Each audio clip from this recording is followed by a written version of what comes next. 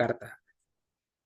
Di saat itu Indonesia di tahun-tahun 70-an sampai tahun 80-an, ya kalau kita melihat misalnya perjalanan kesejahteraan Pak Safir di tahun mulai S2 atau S3 di akhir 80-an sampai dengan selesai di pertengahan 90-an, itu adalah masa-masa eh, bulan madunya pertumbuhan pemikiran Islam di Indonesia yang kita sering sebut sebagai Islam pembaruan atau pembaruan Islam di Indonesia.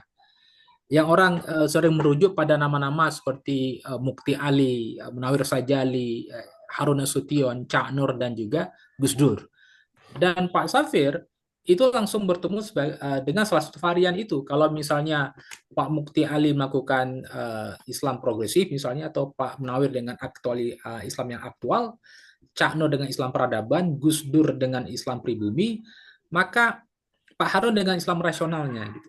Nah, ini kemudian saya kira yang ikut mempengaruhi bagaimana Pak Safir menulis disertasi tentang filsuf Fakhruddin Ar-Razi itu, yang juga memberikan sebuah konsentrasi besar terhadap rasionalisme Islam. Nah, dalam konteks itu kita bisa melihat bahwa Pak Safir sebenarnya tidak berhenti saja sebagai intelektual Aceh, atau sebagai scholar Aceh, atau sebagai sarjana Aceh. Tapi beliau terlibat dalam percakapan-percakapan Islam pembaruan yang tumbuh di Indonesia pada saat itu dengan sangat pesatnya gitu. Nah, ini yang kemudian memang agak kontradiksi seperti yang disampaikan oleh Miswari di awal, bahwa di saat Pak Safir berada pada katakanlah menara pengetahuan, ya, tiba-tiba dalam konteks Aceh Pak Safir berhadapan dengan diskursus-diskursus yang tidak seperti itu. Makanya kalau kita membaca ulang lagi, misalnya saya sering menyarankan baca ulang lagi tulisan-tulisan yang dikumpulkan di buku tentang Pak Safir, maka kita akan melihat bagaimana kejengkelan-kejengkelan Pak Safir dengan perilaku-perilaku keberagamaan di Aceh ini. Jadi kita membayangkan bahwa Pak Safir berada pada dimensi berbeda di Jakarta dengan Pak Harun, tapi ketika beliau balik ke Aceh, beliau mendapatkan sesuatu hal yang tidak pernah, atau sesuatu hal yang sangat sulit untuk beliau lawan. Tetapi dalam kesaksian murid-muridnya, saya lihat bahwa Pak Safir tidak pernah berhenti sampai akhir hayat beliau untuk terus menyampaikan apa yang beliau yakini sebagai sebuah pengetahuan yang lurus dan yang berkemajuan. Ini yang saya kira yang membuat Pak Safir itu menjadi puzzle penting dalam memahami apa yang tadi Misori sebut di awal sebagai perkembangan pemikiran politik Islam di Aceh. Kenapa? Karena sejak abad ke-17, pemikiran Islam di Aceh itu mengalami pasang surut. Tetapi pasang surutnya itu pasti berhubungan dengan politik. Nah, saya masih berkeyakinan dengan argumen ini bahwa pemikiran Islam di Aceh itu sangat tergantung dengan suasana politiknya. Kalau misalnya perkembangan pemikiran-pemikiran Hamzah Fansuri misalnya juga itu juga dipengaruhi oleh keberpihakan seperti Iskandar Muda terhadap pemikiran-pemikiran Sufi atau tasawufnya Hamzah Fansuri. Tapi di saat bersamaan ketika Iskandar Muda berganti oleh raja-raja yang lain, maka orientasi daripada keagamaan politik di Aceh menjadi formalistik, dari heterodoksi menjadi ortodoksi. Dan kalau kita melihat pada abad modern di mana Pak Safir lahir dalam tradisi itu, maka kita lihat juga memang pemerintah atau politik di Aceh saat itu sangat dipengaruhi oleh semangat pan-Islamisme. Dan semangat pan-Islamisme ini tentu ada semangat yang pertama hendak melihat Islam sebagai agama yang kompatibel dengan kemodernan. Lalu kedua, pan-Islamisme ada sebuah agama yang ikut memiliki energi melawan kolonialisme. Pan-Islamisme juga jawaban terhadap upaya orang-orang Muslim untuk terlepas dari penjajahan bangsa-bangsa Eropa. Nah, pan-Islamisme ini yang kemudian ikut memayungi bagaimana Aceh dibentuk, terutama pasca Perang Dunia Kedua. Gitu. Nah, ini yang kemudian yang kita bisa memahami bahwa banyak sekali perubahan-perubahan yang terjadi di masa-masa itu. Tetapi di saat yang sama, kita melihat juga bahwa ada perkembangan yang tidak pernah terbayangkan oleh kelompok-kelompok Islam, katakanlah modernis, melihat perkembangan Islam di Aceh dengan munculnya atau bertumbuhnya secara perlahan pemikiran-pemikiran Islam tradisional yang kebetulan, atau yang kebetulan karena ini sebuah peristiwa yang sah dalam sejarah, aliansi dengan gerakan Aceh Merdeka yang kemudian bisa membawa pemikiran-pemikiran Islam tradisional, bahkan juga aktor-aktor dari Islam tradisional itu menjadi aktor terdepan saat ini di Aceh, sebagaimana yang dialami oleh kelompok Islam modernis di Aceh di awal-awal abad ke-20. Nah, kalau misalnya ini yang kita saksikan, maka kita akan melihat bahwa upaya-upaya untuk meneruskan perkembangan-perkembangan Islam di Aceh ini pasti akan tetap berhubungan dengan sebuah situasi sosial yang juga terjadi baru-baru ini. Dan tentu sebagaimana yang saya sebutkan di awal bahwa apa yang terjadi di Aceh ini juga terhubung dengan apa yang terjadi di luar Aceh. Kalau pengalaman Pak Safir, kenapa Pak Safir menjadi sedemikian progresif? Saya kira walaupun beliau sejak awal dalam kesaksian terutama yang ditulis oleh Bu Mutabasyirah di kesaksian beliau tentang Pak Safir, sejak awal beliau memang seorang yang cerdas memang, yang seorang pemuncak ya bersama teman-temannya, tetapi kecerdasan beliau atau komitmen beliau terhadap pengetahuan mendapatkan momentum sejarahnya karena di Indonesia saat itu sedang bertumbuhnya agenda semangat pembaruan Islam di zaman terutama di zaman Orde Baru. Nah, jadi pertemuan-pertemuan ini yang saya kira menyebabkan posisi Pak Safir semakin penting dalam konteks IAIN. Tetapi bahwa beliau seperti terasing dalam percakapan-percakapan intelektual di Aceh pun bahkan juga mungkin secara khusus di PTKIN, maka saya kira adalah karena pemilihan beliau terhadap apa yang beliau yakini bahwa Islam yang bagus, Islam yang baik itu adalah Islam rasional, maka beliau sering di-refer kepada seorang katakanlah pengagum atau seorang Mu'tazili. Tapi saya kira uh, pemikiran beliau seorang yang disebut dekat dengan Islam rasional juga sangat dipengaruhi oleh Pak Harun Nasution. Tetapi pengalaman saya sebagai orang yang dulu tinggal di Lamprit dan aktif di Masjid Agung Al-Makmur, ya, dan Pak Safir juga sebelum pindah ke Prada, ya Bu Mutabasyirah juga tinggal di Lamprit di Jalan Gabus, adalah orang yang secara personal itu seorang yang sangat asketik, seorang yang sangat taat melakukan ritual-ritual agama. Bahkan beliau seorang khatib sholat Jumat. Jadi memang ini yang harus kita sadari bahwa tidak selamanya orang-orang yang kita anggap berpikir maju progresif itu juga secara pribadi tidak taat. Tidak, Pak. Bukan seperti itu. Pak Safir adalah orang yang maju pemikirannya, tetapi seorang yang sangat taat untuk menjalankan ritual-ritual keagamaan yang memang itu menjadi khas seorang kaum santri. Dan terakhir yang saya ingin saya sampaikan bahwa secara praksis saya pribadi masih menunggu uh, kerja keras Miswari untuk mengedit pikiran-pikiran Pak Safir yang masih berserak. Tapi berserak secara teknis, bukan secara substansial. Karena saya kira pasti Pak Safir memiliki agenda utama. Kalau misal suatu saat jadi ini buku Pak Safir terbit lagi pimpinan Pak Safir, saya kira mungkin nanti akan seperti buku-buku yang diedit oleh para pegiat di para Madinah terhadap tulisan-tulisan Cak Nur yang bertebaran di mana-mana termasuk di klub kajian agama yang kemudian melahirkan beberapa buku yang sangat luar biasa seperti Islam Peradaban dan Islam Kemanusiaan.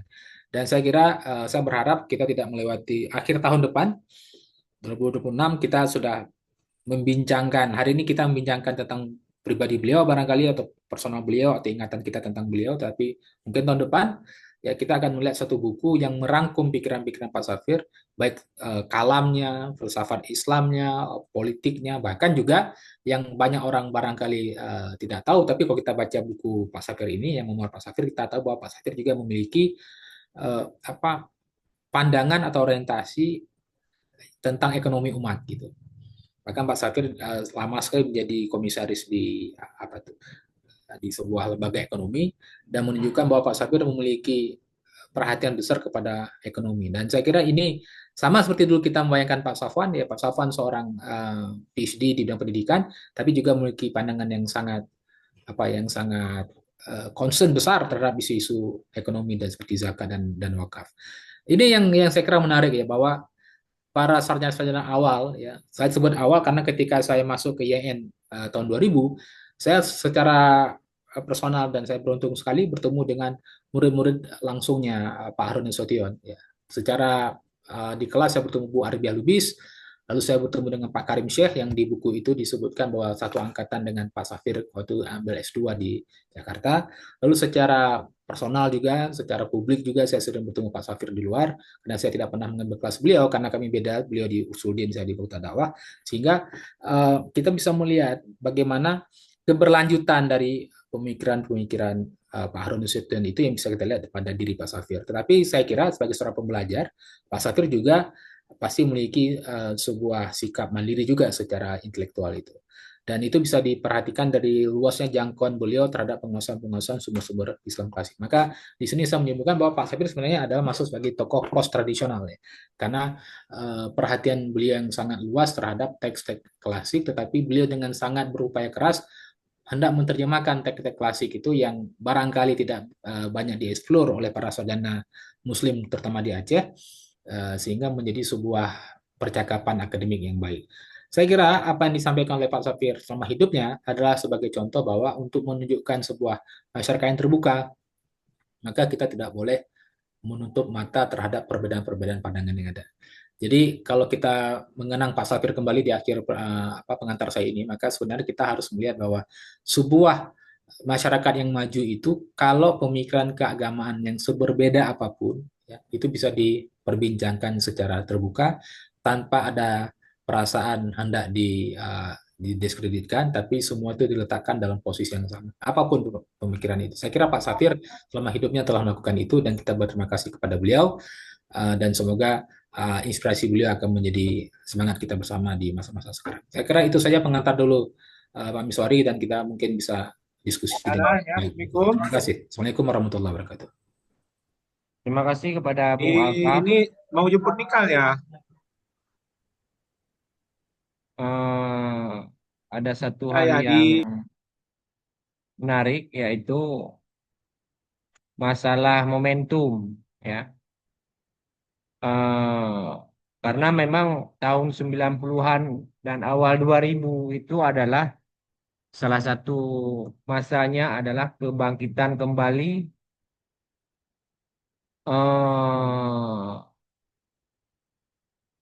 wacana Islam modern, dan banyak gerakan sedang mencari formatnya. Saking banyaknya memang yang modern, yang radikal juga itu seperti mendapatkan angin.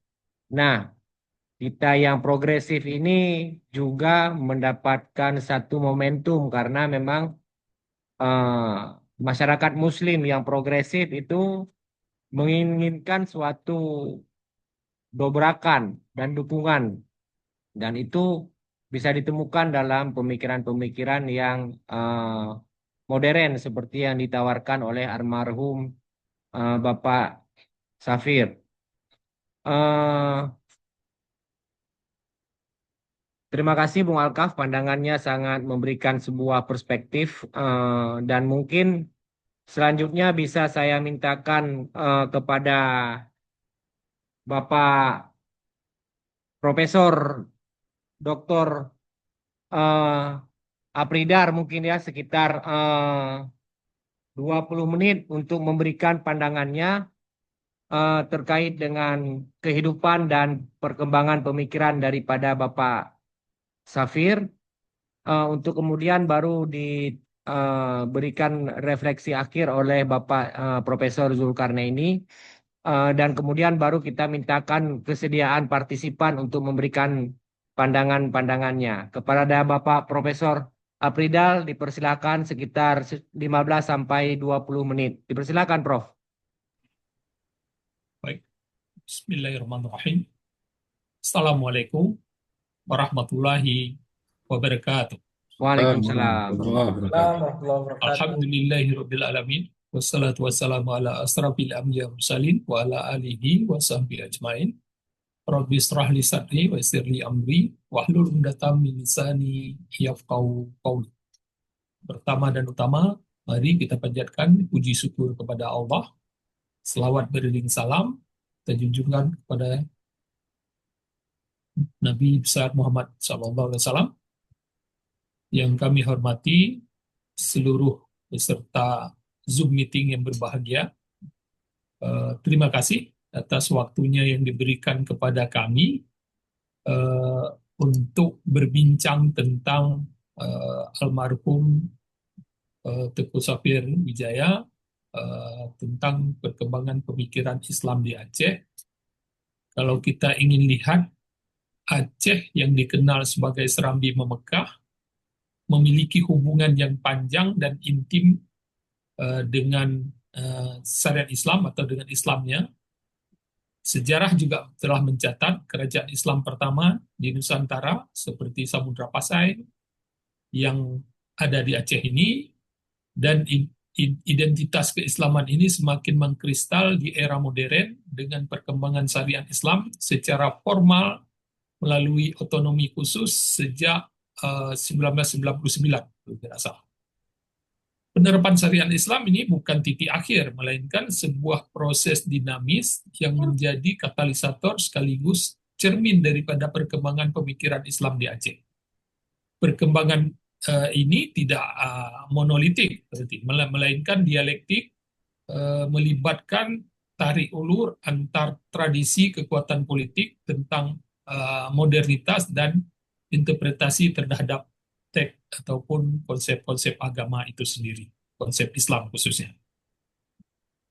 Dengan hal ini, dengan kondisi Aceh yang demikian, maka kalau kita lihat Pak Teguh Safir ini dalam setiap diskusi beliau itu selalu memberikan berbagai argumen dari sudut pandang yang berbeda. Saya melihat perbedaan yang beliau lihat sudutnya yang berbeda itu bukan beliaunya berbeda, tapi saya lebih memandang beliau ingin mendapat jawaban yang lebih dalam. Makanya walaupun beliau sudah tahu jawabannya demikian, tapi biasanya beliau perdebatkan lebih dahulu. Itu yang sering kami hadapi. Sehingga kehadiran beliau itu setiap pertemuan ilmiah itu selalu memberikan nilai tambah yang kompleks dan berwarna. Karena dengan sisi pandang yang berbeda. Itu yang menjadi catatan bagi kami. Teguh Safir juga merupakan pendidik yang kita pahami, yang sangat senang mengupas berbagai aliran pemikiran. Jadi untuk memperoleh jawaban yang lebih baik lagi, perkembangan peradaban manusia misalnya, sebagai filsuf, saya boleh sebutkan beliau, atau ahli filsafat, beliau itu pemikirannya banyak didukung berbagai referensi, khususnya di bidang filsafat dan filsuf, makanya kami sebutkan beliau juga bagian daripada itu.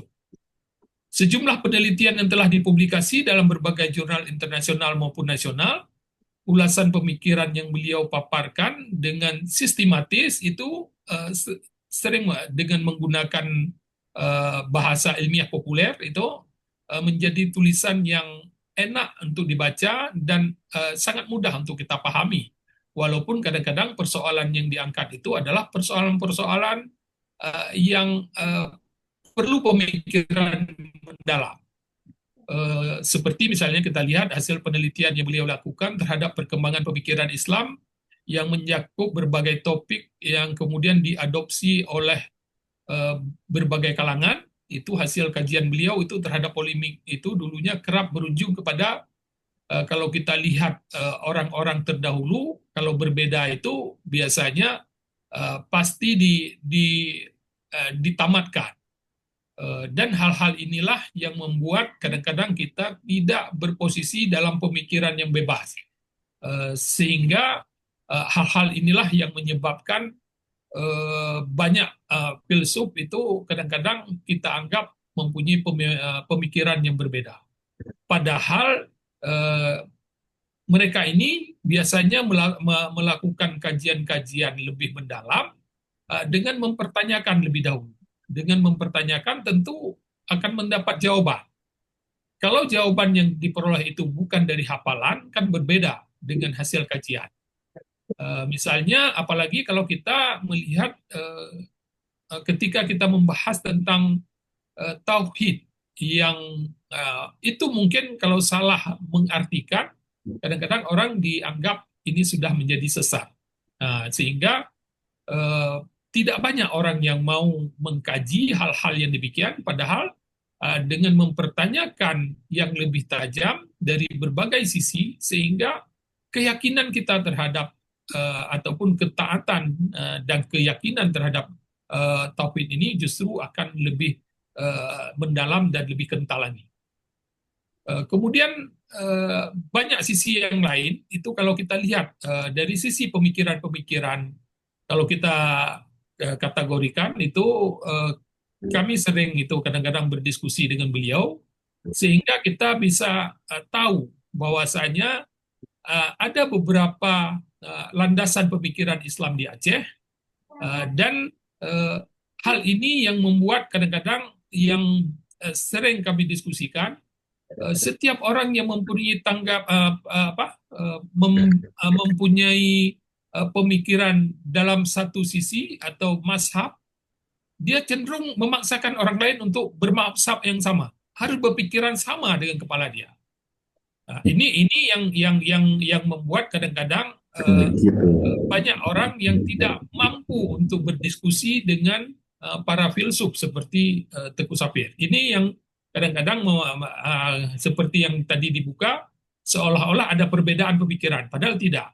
Justru kajian yang lebih mendalam seharusnya itu kalau kita tidak mampu mendengar sebenarnya juga akan membuat pikiran-pikiran kita juga akan eh, terbawa kepada kajian yang lebih mendalam, walaupun tidak sedalam daripada orang yang membawanya, kira-kira begitu.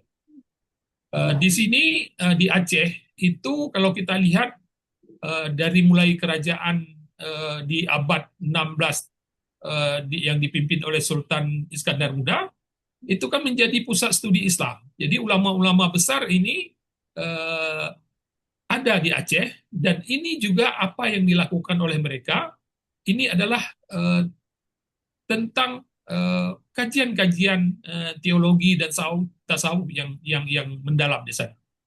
Perbedaan paham misalnya antara wujudiyah yang cenderung kepada misi filosofi dengan paham yang lebih ortodok, misalnya dia yang dibawa oleh Ar-Raniri, ini menunjukkan bahwasanya dinamika pemikiran Islam di Aceh ini sudah sejak lama ada. Jadi kalaupun yang berikutnya, apalagi sekarang yang sudah modern, tentu bukan satu yang baru kalau ada perbedaan-perbedaan yang terjadi karena mungkin sisi pandang yang berbeda, kemudian nanti pemahamannya sebenarnya nanti akan mengkerucut kepada kebenaran itu sendiri. Lembaga pendidikan tradisional Dayah yang menjadi benteng pemikiran Ahlussunnah wal Jamaah di sini, ini yang bermazhab Syafi'i, ini melahirkan ulama-ulama seperti Tengku yang banyak di Aceh, itu yang menguasai fikih misalnya dan juga tasawuf, itu akan membentuk spiritualitas masyarakat Aceh yang lebih kental terhadap hal yang demikian. Tetapi di Dayah ini sangat jarang dilakukan perdebatan atau kajian mendalam terhadap pemikiran-pemikiran ini. Tapi mereka itu biasanya lebih banyak kepada bagaimana menerima apa yang sudah diberikan oleh pimpinannya, sehingga kesannya tidak ada terjadi perbedaan pemikiran. Justru itu tidak mengasah ketajaman daripada dalam menganalisis suatu persoalan.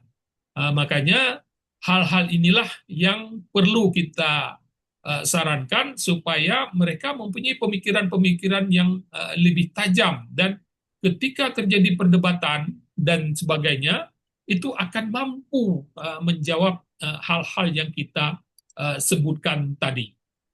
Jadi banyak hal yang seharusnya bisa kita tonjolkan ataupun kita yakinkan pihak lain supaya mereka juga terbuka pikirannya, dan kalau sudah terbuka tentu dia akan menjadi mualaf dan akan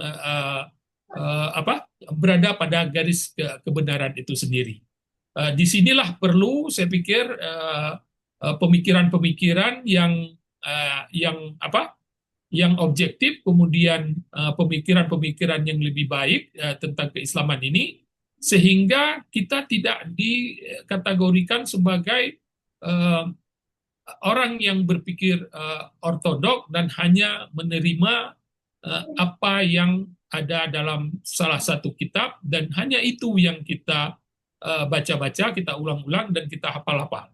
Tetapi dengan membuka pikiran yang lebih dalam, sama halnya kalau kita membaca Al-Quran itu, semakin dalam pemikiran kita, semakin luas pemikiran kita, itu Al-Quran itu justru bisa membuka pikiran lebih dalam lagi. Jadi kalau kita tidak memiliki wawasan, yang penterjemahan daripada Al-Quran itu juga kadang-kadang terbatas yang kita pahami. Inilah contoh-contoh bagaimana kita membuat pemikiran kita ini bisa berkembang, tetapi tetap dari arus yang benar. Maka ini bisa kita katakan perkembangan pemikiran keislaman di Aceh pasca penerapan syariat Islam ini mengalami diferensiasi atau polarisasi dari yang semula didominasi oleh tradisi Dayah misalnya yang kental dengan tasawuf dan fikih mazhab kini terpecah menjadi setidaknya ada 4 arus pemikiran yang legal, formalistik atau substansi, konseptual, tradisional Dayah dan Puritan Salafi. Jadi syariat Islam sebagai rujukan telah menjadi medan pertarungan wacana atau pemikiran.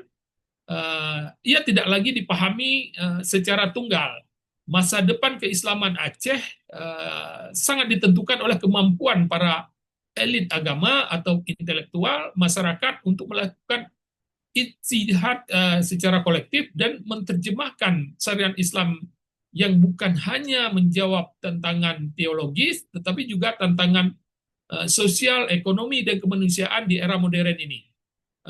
Aceh sedang dalam proses mencari bentuk wajah Islam yang lebih hakiki, yang tidak hanya saleh secara ritual, tetapi juga berkeadilan secara sosial, mampu menerjemahkan berbagai persoalan yang kita hadapi saat ini dan dengan perkembangan zaman sehingga kita juga boleh dikatakan mampu menjawab persoalan-persoalan yang lebih aktual. Kira-kira arahnya nanti ke sana.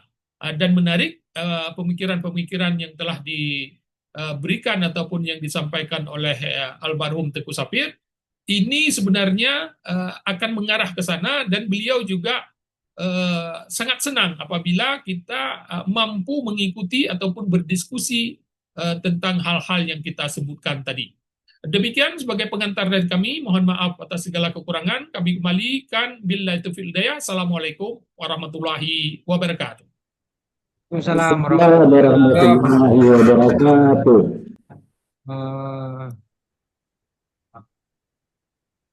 Pengembangan pemikiran Islam di Aceh memang banyak mengalami tantangan. Walaupun sebenarnya sebagaimana disampaikan oleh Profesor Apridar bahwasanya ini sesuatu yang sebenarnya penting dan mudah dipahami. Walaupun ini terkadang oleh sebagian pihak akan mengalami mudah dipahami mungkin salah dibaca mungkin ya karena memang masalah paradigma pembacanya itu sendiri yang punya orientasi yang berbeda. Mengenai bahwasanya seorang pemikir itu dalam sebuah dialog atau diskusi, kalaupun mendapatkan jawaban, maka tidak puas. Memang inilah salah satu daripada ciri filsafat. Sebagai pembelajar filsafat sendiri, saya bisa memahami fenomena tersebut karena memang sebuah jawaban itu tidak pernah bisa menyentuh akar persoalan, menyentuh daripada esensinya selama dia itu tidak terus-menerus digali dan dikritisi. Karena kalau jawaban-jawaban yang bersifat permukaan saja itu biasanya jawaban dari politikus ya, jawaban-jawaban yang normatif gitu ya. Tapi bila digali itu harus masuk ke dalam tidak hanya perkara-perkara teknis ya seperti perkara hukum yang teknis atau perkara lain, tetapi dia harus masuk ke dalam inti permukaan meskipun temanya itu banyak, apakah itu politik, apakah itu hukum ataupun apapun, apakah itu tentang kemanusiaan, tetapi bila itu digali maka kita bisa mendapatkan jawaban yang lebih mendalam. Dan karakter-karakter seperti itulah yang menjadi landasan bagi pembelajar filsafat. Nah, ketika berhadapan dengan almarhum Pak Safir, kita sedang berhadapan dengan seorang filsuf yang beliau memang akan tidak puas dengan jawaban-jawaban yang bersifat normatif, jawaban-jawaban permukaan, jawaban-jawaban yang hanya berorientasi pada orang senang saja, tetapi harus pada esensi dan eh, substansi daripada eh, sebuah jawaban atau sebuah pernyataan. Eh, untuk selanjutnya, luar biasa dari Bapak Profesor Afridan pandangannya. Eh, kita juga menunggu ini tulisan-tulisan dari Bapak Profesor Afridar tentang persoalan-persoalan sosial yang ditinjau secara lebih mendalam dan filosofis. Selanjutnya kepada Bapak Profesor Dr. Zulkarnaini kita mintakan pandangan reflektifnya, pengalaman-pengalamannya, sudut pandangnya, khususnya terkait buku obituari ini. Saya sebagai editor buku memang unik ya. Para penulis punya sebuah perspektif pengalaman masing-masing yang sangat luar biasa, sangat berbeda dan sangat unik. Saya lebih 90% yakin kalau para pembaca membaca buku ini secara keseluruhan, saya 90% yakin pasti akan mencintai almarhum Profesor Safir. Eh, Selanjutnya dipersilahkan kepada Abi Profesor Zulkarnaini untuk memberikan pandangannya sekitar 15 sampai 20 menit, Prof. Dipersilakan. Terima kasih. Assalamualaikum warahmatullahi wabarakatuh. Salam warahmatullahi wabarakatuh. Salam. Alhamdulillah, wassalatu wassalamu ala Rasulillah, Sayyidina Muhammad wa ala alihi wa sahbihi wa mawala. Terima kasih Pak Miswari yang saya hormati Bapak Profesor Afridar, Bapak atau Bung Alka, dan ya wabil khusus karena Ibu Mustafsyirah yang juga hadir di pertemuan ini. Semoga kita berdoa almarhum Bapak Dr. Tis Kusafir Iskandar Wijaya diampuni dosa-dosanya oleh Allah Subhanahu wa taala, diberikan tempat yang mulia dan semua keluarga agar selalu tabah, dan kita pun dapat mengambil pelajaran dan iktibar dari kehidupan dan kepergian beliau. Saya sedikit saja Pak Miswari. Jadi tadi Pak Miswari bilang kalau membaca buku ini, buku The, The Lonely Lion ya, tinggali The Lonely Lion, sebuah obituari tentang Pak Safir, pasti kata Pak Miswari akan orang-orang yang membaca mencintai Pak Safir. Karena Pak Safir telah pergi dan dalam hadis disebutkan wala tasubbul amwat bi annahum qad afdau ila ma qaddamu. Kita tidak boleh menceritakan hal-hal buruk tentang orang yang sudah meninggal karena mereka sudah selesai urusannya dengan kita, tinggal urusannya dengan Allah Subhanahu wa taala. Karena itu pasti yang kita bicarakan adalah hal-hal yang baik tentang Pak Safir, dan yang menulisnya tentu eh, pasti menulis hal-hal yang baik tentang Pak Safir, maka pasti semua kita akan mencintai Pak Safir. Tapi saya khawatir kalau Pak Safir mendengar cerita kita hari ini, jangan-jangan beliau juga beliau tidak suka ya, karena tipe Safir tidak suka eh, dipuji-puji, dibesar-besarkan. Beliau pasti akan membantah. Ini Pak Miswari hati-hati nih kalau Pak Safir mendengar, mengetahui apa yang kita lakukan hari ini.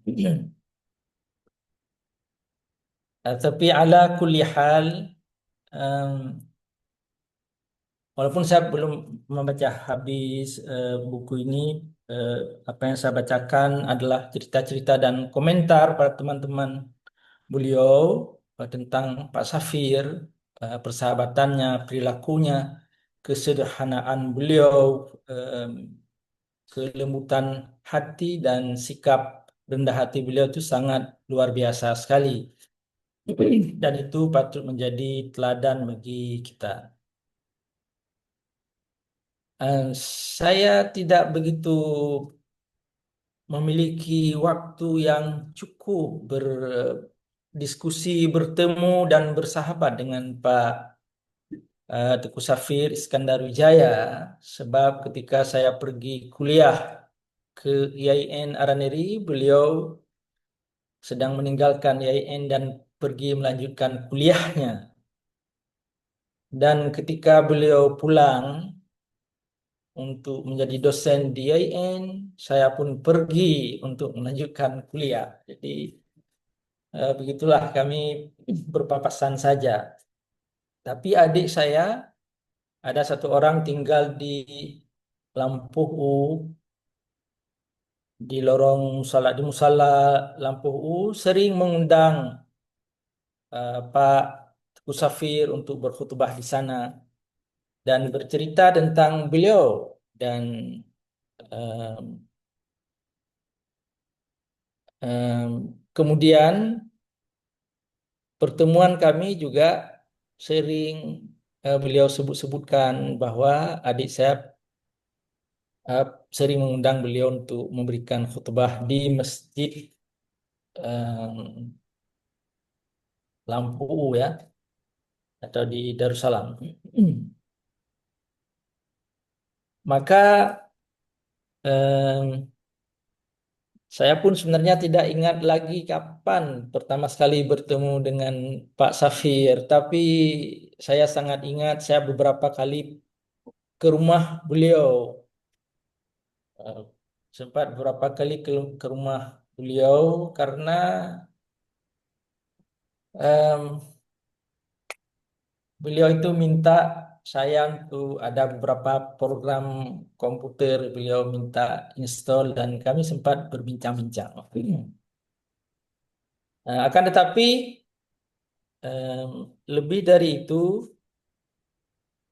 saya sering bertemu beliau di pasca sarjana pada waktu itu, IAIN Araniri, dan beberapa kali pertemuan menjadikan saya merasa sangat akrab dengan beliau karena eh, cara-cara beliau merespon pembicaraan kami. Jadi itu menarik bagi saya. Bisa saya katakan bahwa eh, Pak Teguh Safir adalah orang yang sangat akrab orangnya. Em, Kemudian dari sudut pandang intelektual, beliau adalah seorang yang sangat terbuka, eh, sangat rasional, eh, anti ortodoksi, bahkan dalam beberapa pertemuan sikap seperti itu muncul sangat tegas menurut saya. Kalau kita lihat kondisi perkembangan pemikiran Islam di Aceh pada waktu itu, yaitu masa-masa saya kuliah dan mengajar di IAIN. Secara umum pemikiran keislaman atau pemahaman keagamaan itu garis besarnya terbagi dua ya, ada orang-orang pesantren dan orang-orang Muhammadiyah. Nah, kira-kira seperti itu. Orang pesantren dengan tradisi keagamaan tradisional mazhab Syafi'i dan orang-orang yang di dalam tanda kutip disebut orang Muhammadiyah secara umum disebutkan oleh orang pesantren, yaitu orang-orang yang em, memiliki pemahaman yang berbeda dengan pemikiran orang-orang pesantren. Kalau kita lihat referensi-referensi pada waktu itu, banyak sekali anak-anak pesantren itu yang membaca buku-buku em, Sirajuddin Abbas yang kontradiksi dengan buku-buku seperti A. Hasan yang pada waktu itu sangat dikenal dengan Hasan Bandung ya. Buku A. Hasan, bahkan buku Hamka agak sedikit berbeda. Buku Pak Profesor Hasbi As-Siddiqi dan yang semacam itu. Jadi di pesantren, sebab saya pernah di pesantren juga dan di situ kami bergelut dengan buku-buku yang eh, menyerang ya, menyerang dalam tanda kutip menyerang pandangan-pandangan atau pemikiran-pemikiran tokoh pemurnian Islam, termasuk Muhammadiyah eh, dan lain-lain. Jadi ketika saya kuliah, em, ketika saya di madrasah bahkan dan ketika saya kuliah pada waktu itu tahun 80-an, 90-an, em, pemikiran keagamaan praktis itu sangat em, fokus pada dua konsentrasi ini. Pemikiran-pemikiran ulama dayah yang fokus pada mazhab Syafi'i dan pemikiran atau praktek keagamaan orang-orang Muhammadiyah. Dan wabil khusus itulah perbedaan kunut, tidak ada kunut, tarawih 8-20, dan tidak banyak keluar dari dua versi pemikiran ini. Nah, ketika pasca sarjana IAIN Araniri muncul, maka ada satu pengayaan yang saya kira sangat menarik, terutama sekali pada waktu itu. eh, kalau kalau IAIN Jakarta atau kemudian menjadi UIN Jakarta, pada waktu itu pemikiran filsafatnya sangat dipengaruhi oleh Pak Profesor Harun Nasution. Saya kira pasca sarjana IAIN Araniri pada waktu itu eh, adalah perpanjangan tangan dari IAIN atau pasca sarjana IAIN Jakarta yang sangat, kalau filsafatnya sangat berorientasi pada pemikiran-pemikiran rasional Pak Harun Nasution. Dan saya kira Pak eh, Dr. Safir Iskandar Wijaya termasuk salah seorang eh, yang dulu mahasiswa Pak Harun barangkali, dan di IAIN Araniri, pemikiran-pemikiran beliau itu kalau menurut saya mempunyai fokus tersendiri. Kalau saya bisa mengatakan itu lebih lebih mencerahkan, lebih open dan lebih kritis ya, tidak kaku dengan misalnya mazhab Syafi'i atau kaku dengan mazhab pemikiran pembaharuan Islam. Jadi dalam konteks ini saya termasuk orang yang suka dengan pemikiran beliau, dan dalam beberapa perbincangan saya sangat suka cara-cara beliau mengkritik dan cara-cara beliau menempatkan dirinya yang tidak mengasosiasikan sebagai kelompok atau pihak tertentu. Dan yang saya kira cukup berani ketika beliau juga mengkritik, bagi saya itu sangat terkesan ya, mengkritik majelis ulama yang kemudian di Aceh itu berubah menjadi Majelis Permusyawaratan Ulama yang dulunya Majelis Ulama Indonesia.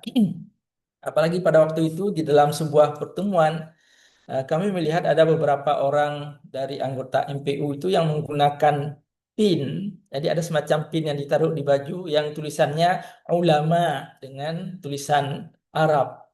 Jadi Pak Safir mengekspresikan ketidaksenangannya yang sangat tegas ketika kami duduk berdampingan dan berbincang. Saya suka itu. Saya tanya apa alasan Pak Safi tidak suka? Karena dalam Al-Quran dikatakan innama yakhsyallaha min ibadihil ulama. Eh, Sesungguhnya yang takut kepada Allah itu adalah, di antara hamba-hamba Allah itu adalah ulama. Ulama adalah orang yang takut kepada Allah. Ulama itu, yang tahu siapa ulama itu adalah sebenarnya adalah Allah. Karena takut kepada Allah itu hanya Allah yang tahu. Ya, seperti takwa. Takwa Nabi mengatakan takwa itu dalam hati. At-taqwa hahuna. Tidak ada orang lain yang bisa menilai, menjustifikasi siapa itu orang bertakwa. Jadi begitu pula ulama.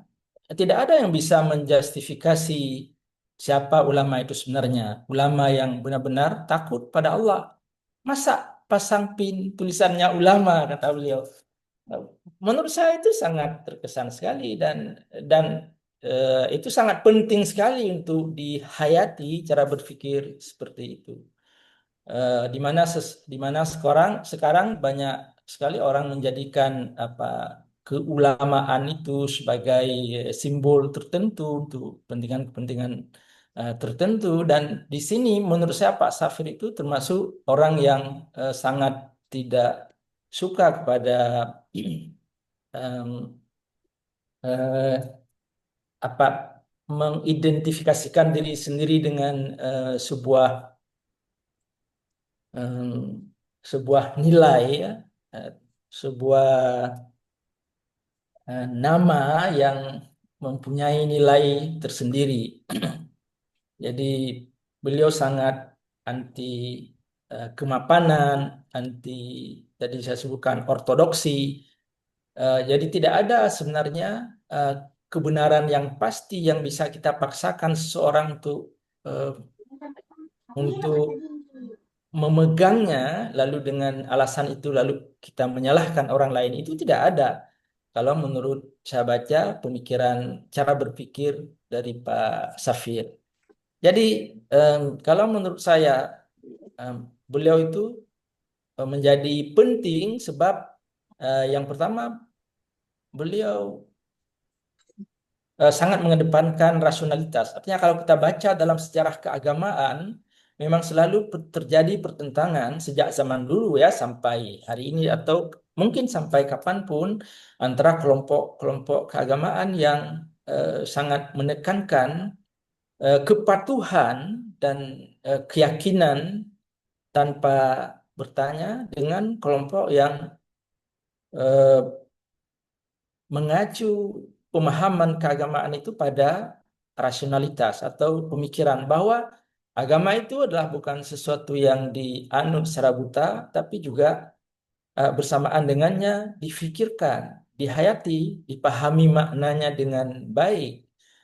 Eh, Jadi keagamaan itu bukan sekedar sebuah eh, ideologi atau doktrin yang ditanamkan pada seseorang, tapi dia harus dipahami dengan baik tentang segala sesuatu yang diajarkannya. Kemudian, kenapa tadi saya sebutkan anti ortodoksi? Karena menurut Pak Safir, segala sesuatu, agama sekalipun adalah sesuatu yang patut dipertanyakan. Kalau kita menerima suatu ajaran yang menimbulkan tanda tanya di dalam diri kita, ya tidak ada masalah sebenarnya untuk mempertanyakannya. Jadi menurut saya kehadiran tokoh seperti Pak Safir di tengah-tengah komunitas keagamaan di Aceh itu memberi warna baru, memberi inspirasi yang penting untuk eh, banyak generasi atau pelajar dan mahasiswa untuk tidak hanya dipengaruhi oleh pemikiran tradisional keagamaan pesantren ataupun eh, pemikiran pembaharuan atau pemurnian keagamaan pada waktu itu. Jadi menurut saya ini bukan sebuah alternatif, tapi ini adalah sebuah pencerahan, eh, sesuatu yang mengajarkan kita untuk melangkah lebih jauh, untuk menciptakan sebuah visi dan pandangan keagamaan yang lebih terbuka, lebih bergerak dan maju. Jadi ada semacam bisa dikatakan sebagai movement ya, pergerakan. Tidak hanya fokus pada suatu pemikiran keagamaan. Jadi dengan demikian em, buku buku ya apa namanya obituari tentang Pak Safir ini perlu dibaca. Eh, Dan seperti kata Bung Alkaf tadi, ini tentu tidak cukup. Kita tidak cukup dengan kisah-kisah atau cerita tentang pribadi Dr. Safir, tapi juga eh, mendiskusikan pemikiran dan pandangan-pandangan beliau itu sendiri. Saya kira itu akan betul lebih penting dan mendalam ya. Barangkali ini sebagai langkah pertama. Nah, untuk melangkah ke yang kedua itu, terima kasih Pak Miswari telah melakukan sesuatu yang eh, penting dan menarik. Mudah-mudahan akan ada langkah selanjutnya mendiskusikan pemikiran beliau, dan itu akan menjadi hal yang lebih penting sebenarnya untuk kemajuan pemikiran keagamaan masyarakat kita. Terima kasih sekali lagi kepada Pak Miswari, Ibu Mustabsyirah, Bapak Ibu yang lain, pembicara. Semoga semuanya menjadi bermanfaat dan menjadi bagian dari amal kita yang bisa membawa pencerahan kepada masyarakat. Assalamualaikum warahmatullahi wabarakatuh. Waalaikumsalam. Waalaikumsalam warahmatullahi wabarakatuh. Pernyataan dari Abi memang sangat menyejukkan dan memberikan banyak harapan. Tapi sebagai moderator, saya mohon izin, Ahmad dulu di sana. Ahmad nggak bisa nih, Ahmad begini suaranya. Mohon izin saya sebagai moderator memberikan kata tapi ya. Karena memang siapapun yang sudah pernah kuliah dengan Pak Safir minimal 1 semester misalnya, atau berkawan dekat dengan beliau, memang akan paham inspirasi dari beliau, dan mahasiswa-mahasiswanya pasti akan tercerahkan. Tetapi ini adalah tantangan juga bagi juga menjadi tantangan bagi murid-murid beliau, bagi rekan-rekan beliau yang punya kesadaran yang sama tentang pencerahan pemikiran keagamaan. Tetapi tantangan bagi kita itu adalah bagaimana masyarakat secara umum dapat setidaknya mengamini eksistensi pemikiran beliau dan pemikiran pengembangan modern keislaman, dan itu adalah jalan yang tidak mudah. Terima kasih kepada Abi atas perspektif pandangannya dan cerita yang menarik tentang pengalaman terkait kehidupan daripada almarhum Pak Safir. Untuk membayar dosa saya, untuk menembus dosa, saya sebagai host dan sebagai moderator ada dosa, yaitu tidak pandai memutar video profil ya. Tapi Bu Mus alhamdulillah memberikan solusi kepada saya. Bu Mus selalu memberikan solusi setiap ada stuck. Mungkin ini bisa diputar ulang oleh saudari kita Mifdal ya, Mifdal ya, ya Bu ya, untuk supaya kita bisa melihat profil daripada kehidupan daripada almarhum Pak Safir, khususnya tentang buku obituari beliau. Mungkin dipersilahkan untuk men-share screen-nya dan memutar video profil tersebut sebelum kita masuk kepada ngobrol-ngobrol bersama Bu Mus dan rekan-rekan. Dan kita juga ini sebenarnya adalah webinar internasional ya. Ada yang dari ini kumnya tinggi ini, kalau untuk Pai mudah-mudahan unggul lagi ini karena kita internasional ini. Ada dari ada dari Turki, ada dari Malaysia. Jadi kita internasional tapi nggak ribut-ribut ya, nggak heboh, nggak kayak orang ya. Tiba-tiba internasional gitu. Dan mungkin Pak Ramli juga bisa ditautkan ke prodinya ya, biar tambah unggul ya. Dipersilakan untuk share screen-nya. Gimana ini Bu? Profil. Ya, sudah di-share. Silakan.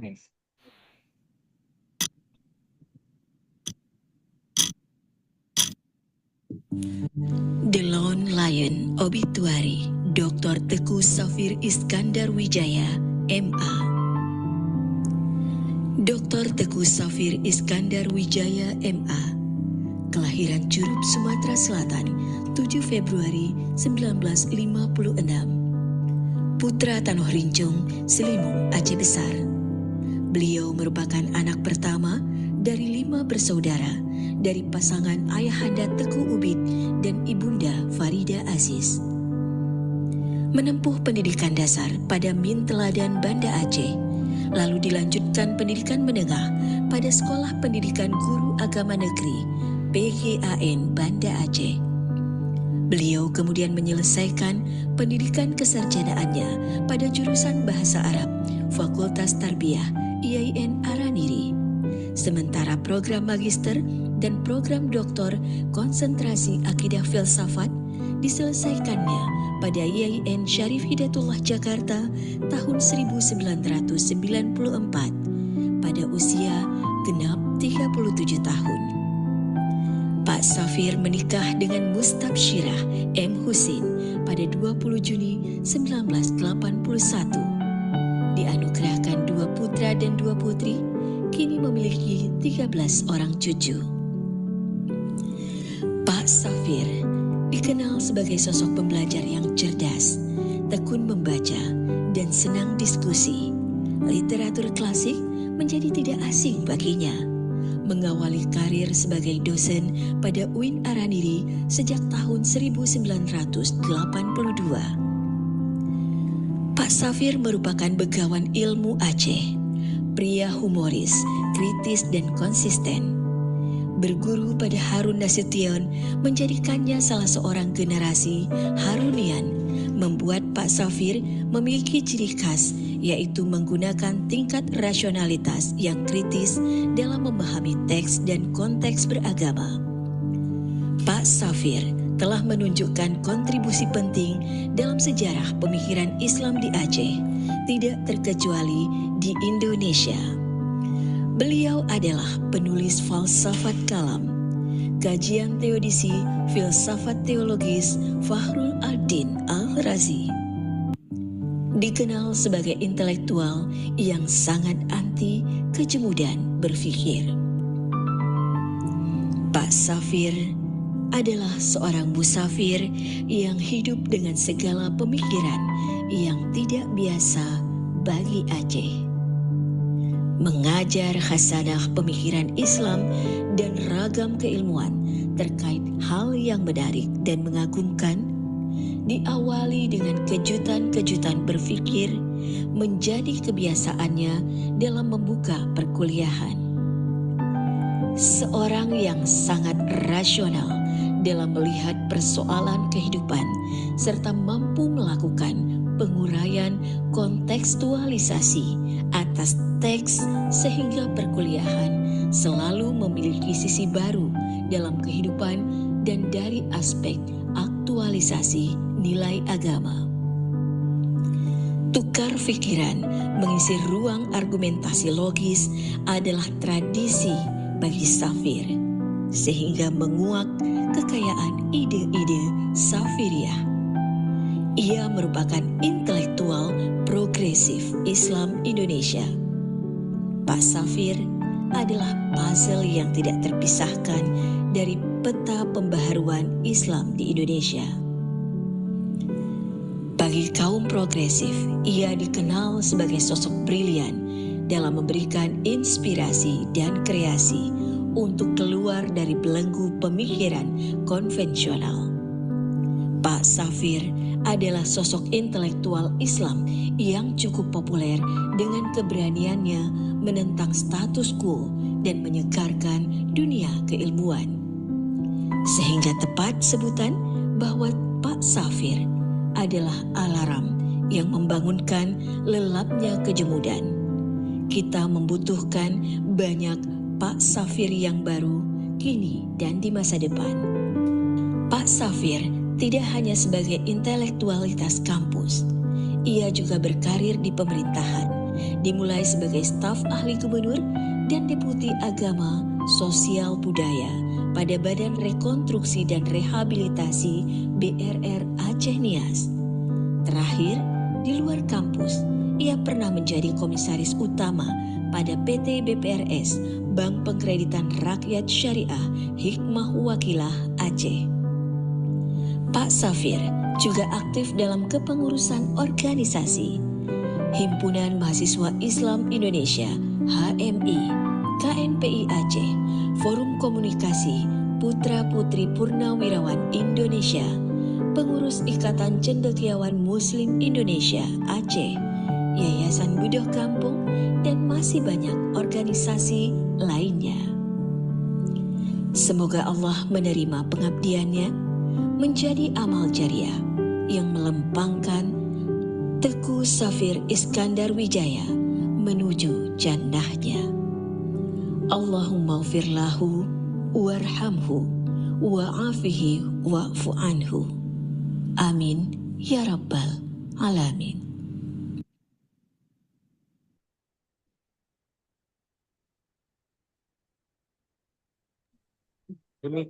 Demikian tadi penyampaian profil daripada Bapak almarhum Dr. T. Safir Iskandar Wijaya. Beliau punya kiprah besar sebenarnya di Aceh dalam pengembangan pemikiran keislaman. Sebab itulah ketika gagasan menulis buku obituari beliau itu muncul, sangat besar partisipasi daripada para penulis, para intelektual, rekan, dan keluarga dalam menyampaikan, dalam berkontribusi untuk buku tersebut.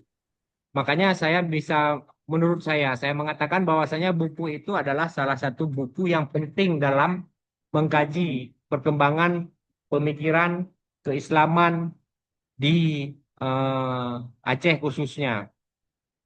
Sambil saya kasih clue, kita menunggu buku beliau yang khusus tulisan daripada almarhum Pak Safir tentang berjudul pengembangan pemikiran keislaman. Sebenarnya ini judul buku beliau nanti, Pak Safir, yang merupakan tulisan beliau itu sedang digarap dan nanti akan terbit dengan judul Perkembangan Pemikiran Keislaman di Aceh. Di Aceh nggak ada kayaknya perkembangan pemikiran keislaman. Nah, ini adalah clue. Selanjutnya kita mohon kepada partisipan, khususnya kepada pihak keluarga,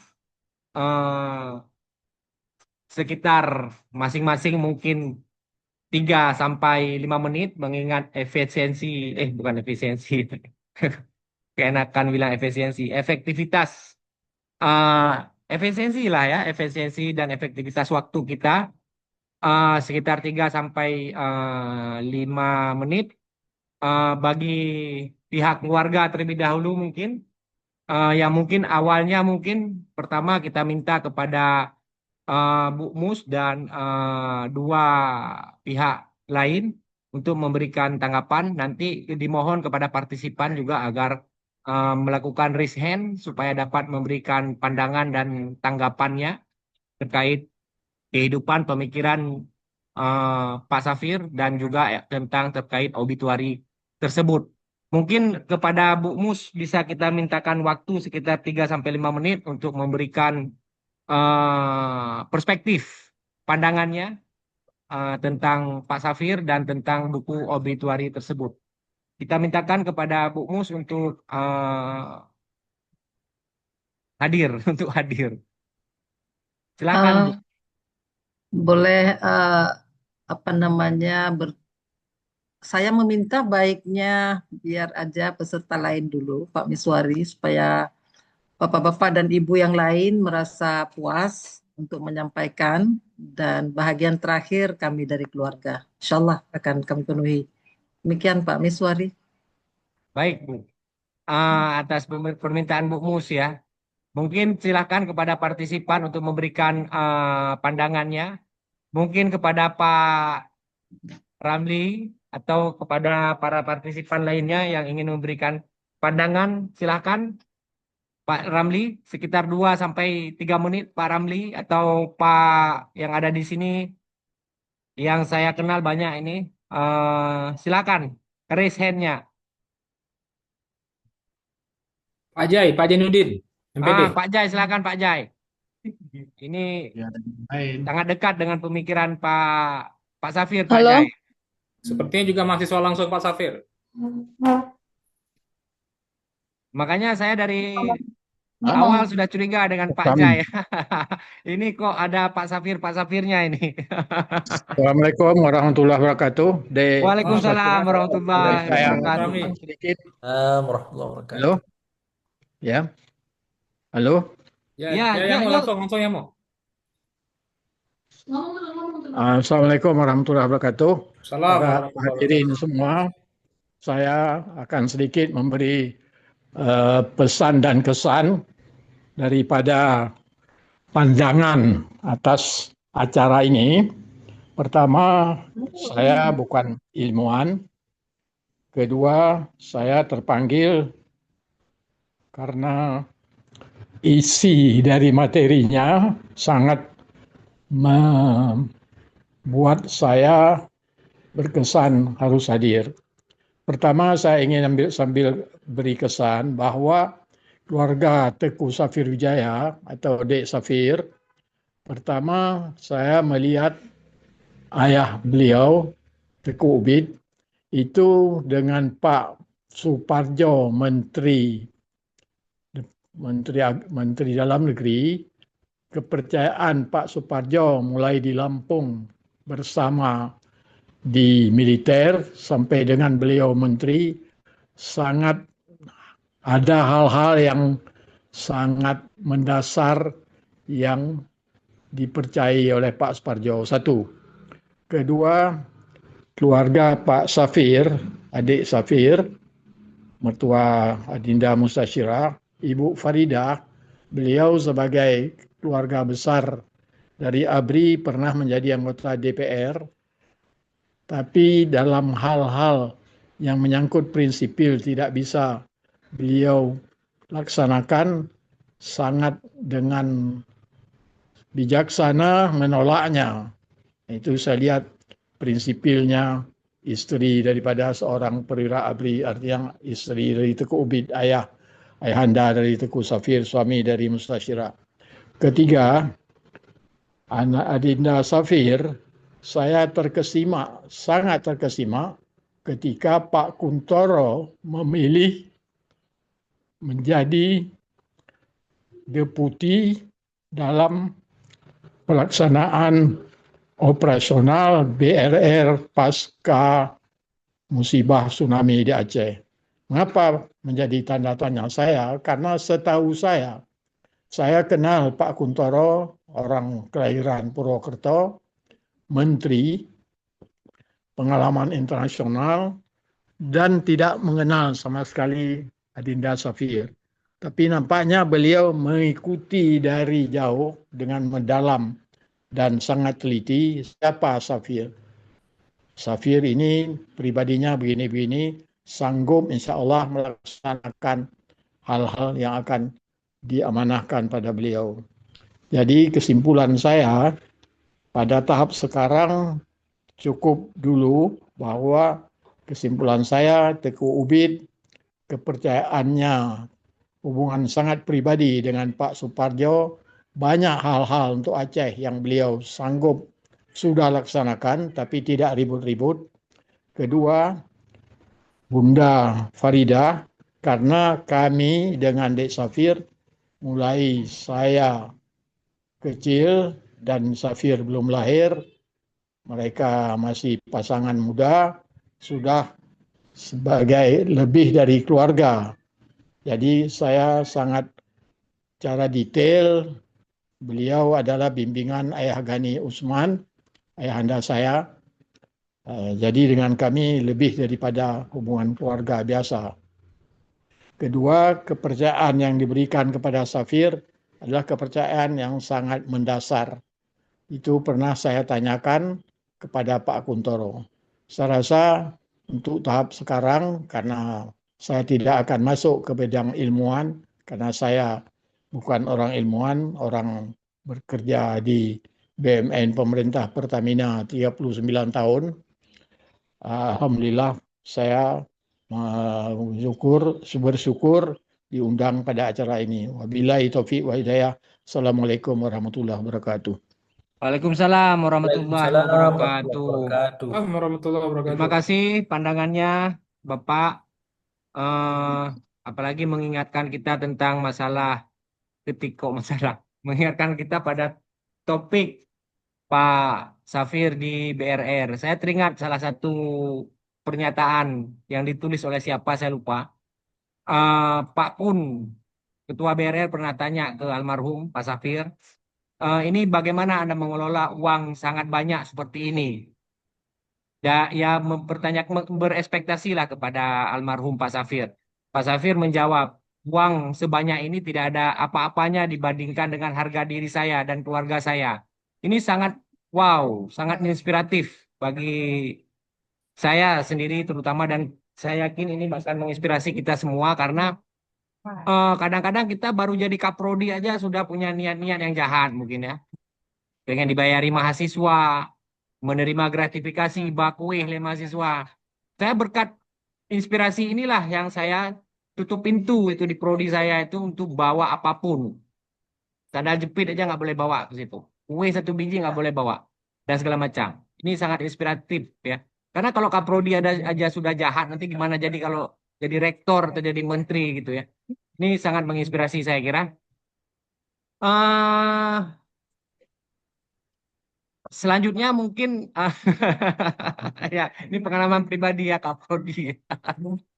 Dan jadi Kaprodi ini adalah pengalaman yang sangat gawat, gawat. Ya, eh selanjutnya dipersilakan kepada partisipan untuk memberikan tanggapan sekitar 2 menit terkait buku ini dan kajian hari ini. Dipersilakan. Adakah partisipan yang ingin? Oh, Pak Jai tadi ya, Pak Jai. Dipersilakan untuk memberikan pandangannya. Baik, terima kasih Pak Ketua Prodi, Dr. Miswari. Assalamualaikum warahmatullahi wabarakatuh. Waalaikumsalam. Hormat para senior-senior, Assalamualaikum warahmatullahi Profesor, Ustaz, Ibu Mustafsirah, serta para warga ya. Akan Pak T. Safir tentu sesuatu yang sangat membanggakan bagi kita karena secara pribadi saya tidak bertemu dan belum pernah bertemu secara langsung berbicara, tapi selalu melihatnya dari jauh ya, dari jauh karena saya juga pernah kuliah di IAIN Araniri. Hanya saja beliau di Usuluddin, saya di Tarbiyah, tetapi tidak sejaman dengannya ya, beliau lebih senior. Tapi cerita-cerita tentang dia selalu terdengar pada masanya itu, pada saat saya sedang berkuliah. Dan beliau memang orang yang suka bergaul, kemudian tidak ambisius, dan banyak kontribusi yang buka cakrawala pemikiran kita pada saat itu, yang pada saat itu sebagaimana dikatakan oleh Prof. Jul tadi, kita sedikit terkutat dengan pemikiran-pemikiran yang sedang banyak berkembang di Aceh, yaitu ya bahwa pokoknya lebih kepada pasang sentris ya, Terima kasih. Saya sehingga Dari apa? tatkala Pak Sapir melakukan sesuatu pembaruan pemikiran, banyak orang-orang yang kadang-kala menjadi terkejut-kejut, tersentak-sentak.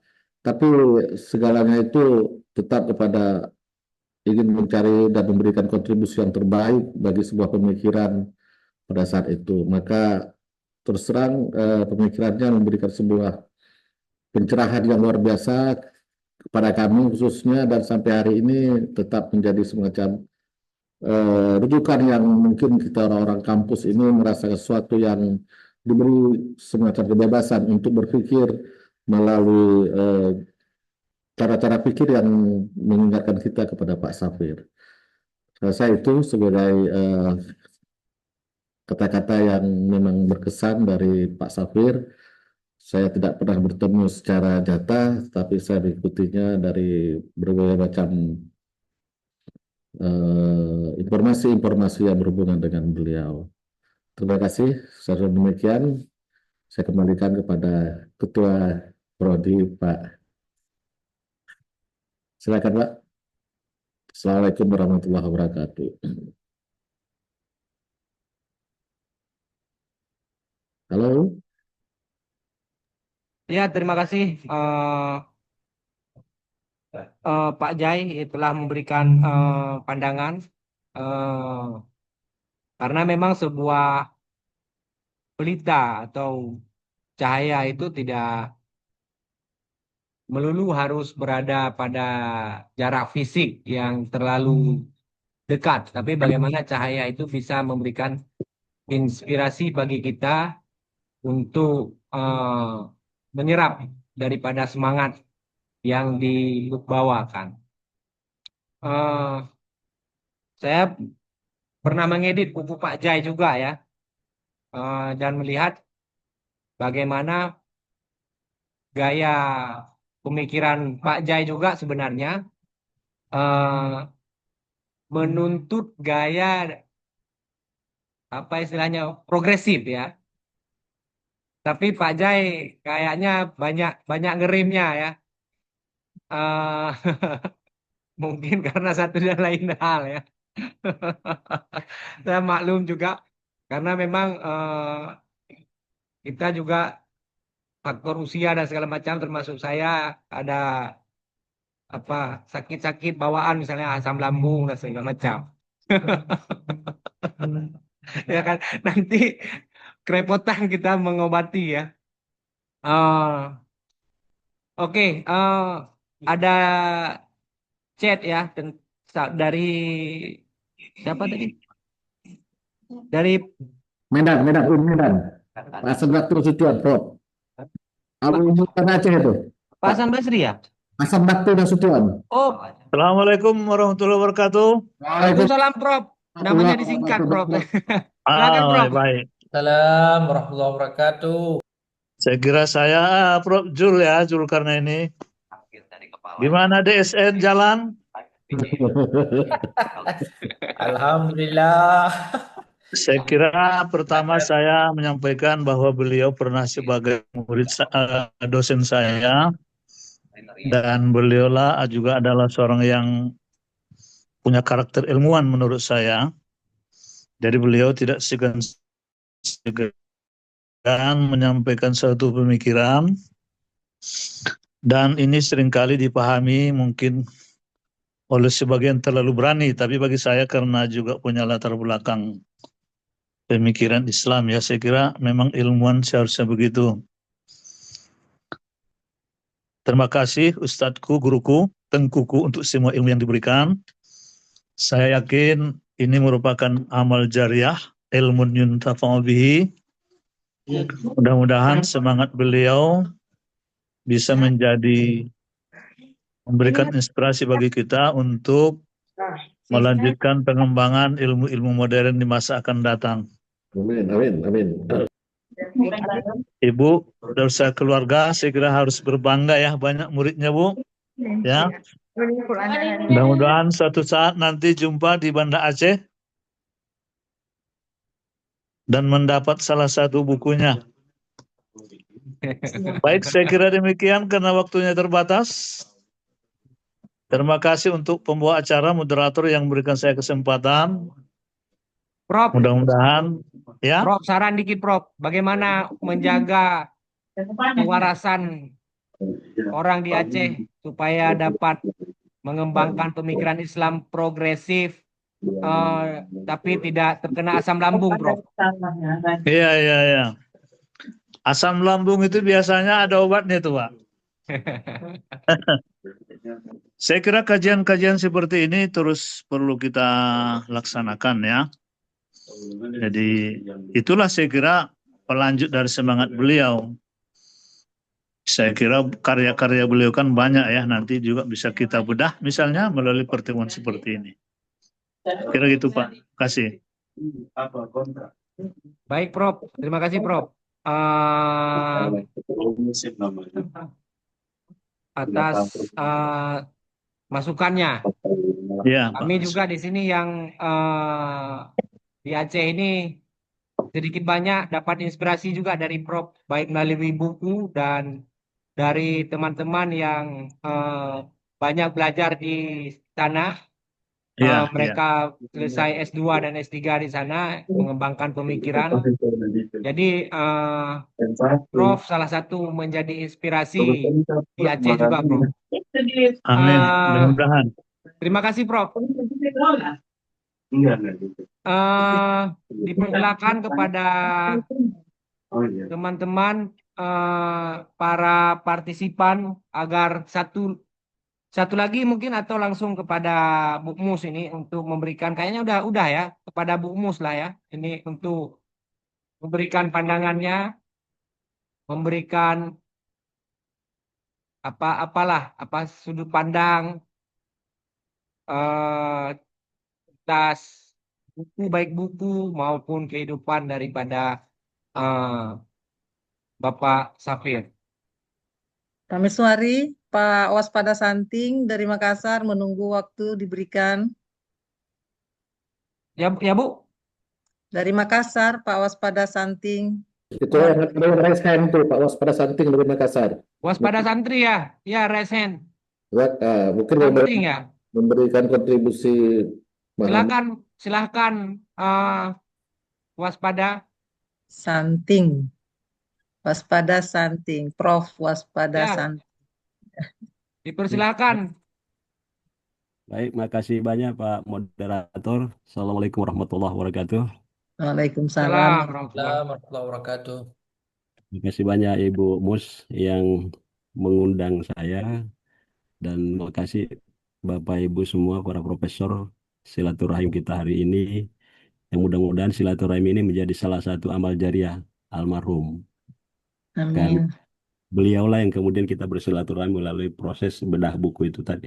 Amin. Kemudian yang kedua, saya orang luar, tapi saya merasa menikmati betul kelezatan pemikiran beliau, ketawaduan beliau.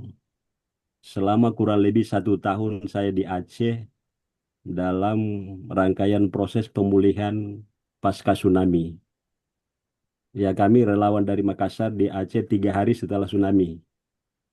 Dan pada bulan ketiga, alhamdulillah, saya mulai berinteraksi dengan Pak Musafir dalam posisi beliau sebagai staf ahli kantor gubernur ketika kami menyampaikan program-program yang kami lakukan. Nah, ada beberapa hal yang menurut saya sangat menarik dari beliau terkait dengan pemikiran beliau.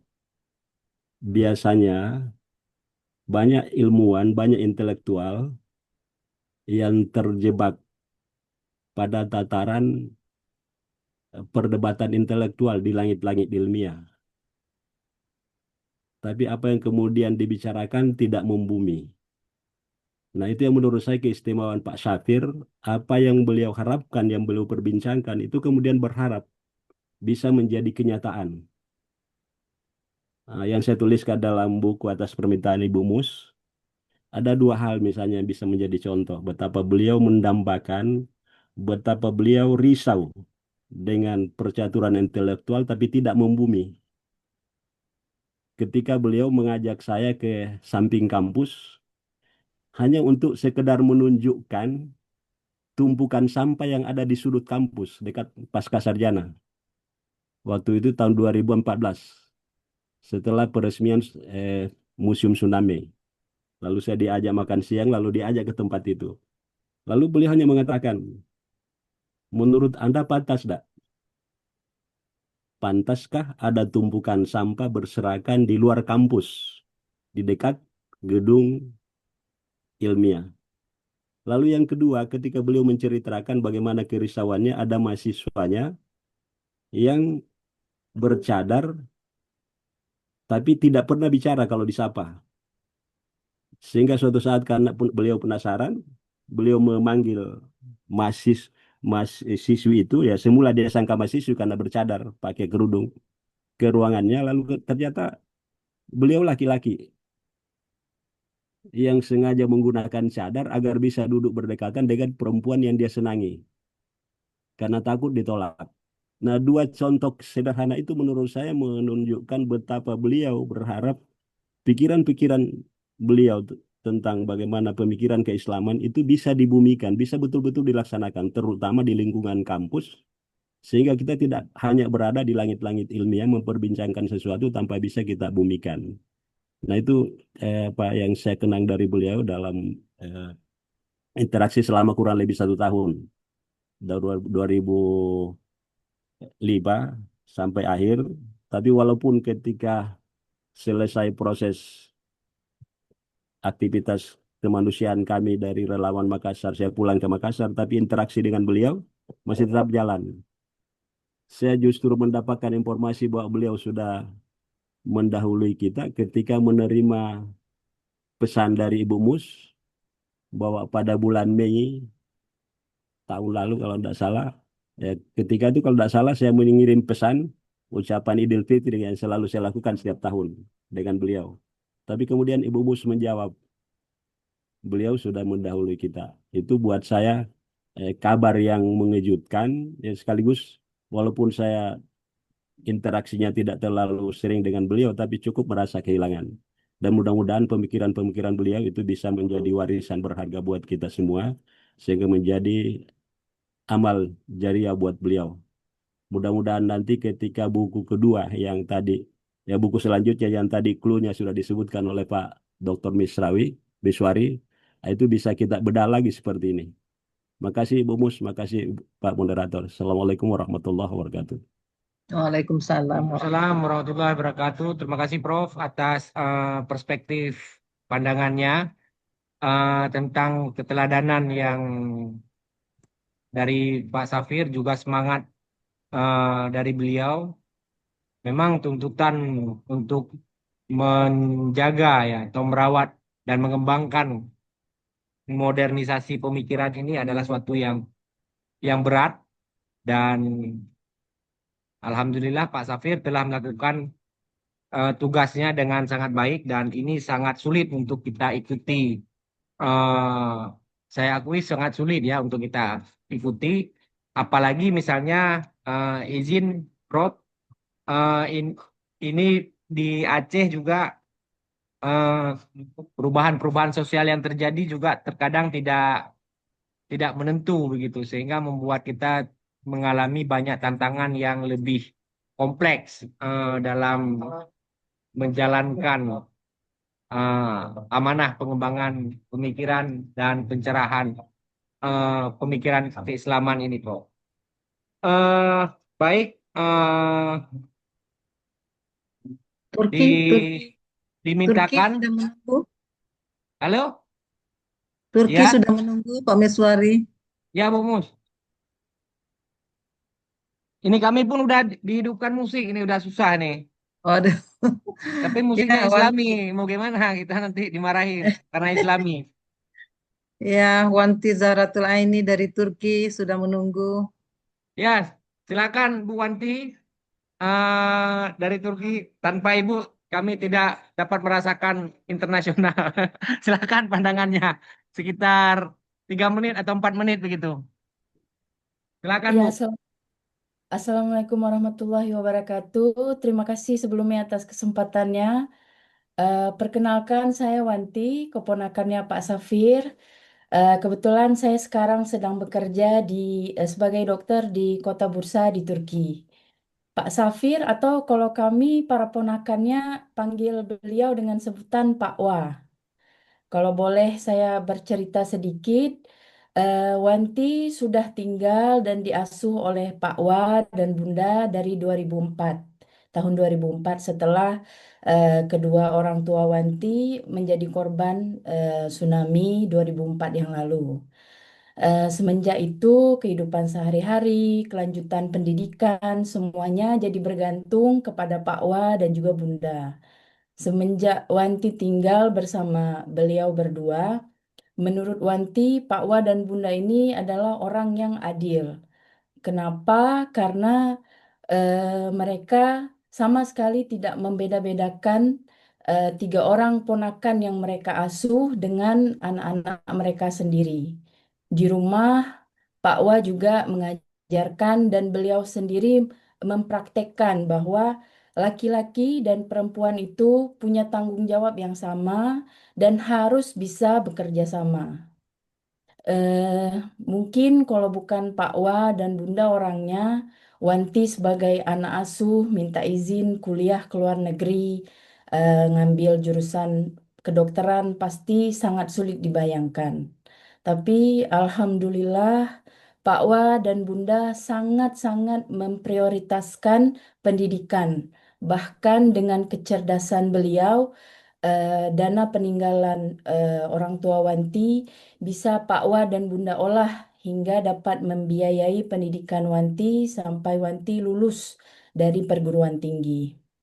Wanti yakin pasti banyak juga yang Pak Wa dan Bunda keluarkan dari penghasilan mereka sendiri. Kalau kata Pak Wa, yang penting adalah kesungguhan dan tanggung jawab untuk setiap keputusan yang Wanti ambil. Sebelum Wanti berangkat kuliah ke Turki, Pak Wa berpesan katanya pantang pulang sebelum ada secari kertas ijazah di tangan Wanti katanya. Jadi hal ini juga yang menjadikan motivasi buat Wanti selama Wanti kuliah di Turki. Menjelang kelulusan, Pak Wa dan Bunda adalah orang yang paling Wanti tunggu untuk hadir di wisuda sebagai orang tua. Pak Wa dan Bunda bahkan sudah mempersiapkan paspor untuk keberangkatan ke Turki. Tapi ternyata Allah berkehendak lain dan Wanti pun belum sempat membawa pulang ijazah langsung ke Pak Wa. Jadi mungkin melalui forum ini, walaupun tidak sebanding dengan jasa Pak Wa dan Bunda, Wanti ingin berterima kasih atas pengorbanan dan keputusan berat dengan sadar telah Pak Wa dan Bunda ambil sejak tahun 2004. Semoga untuk setiap pasien yang Wanti tolong itu bisa menjadi syafaat dan amal jariah untuk Pak Wa dan Bunda. Amin. Terima kasih. Assalamualaikum warahmatullahi wabarakatuh. Waalaikumsalam.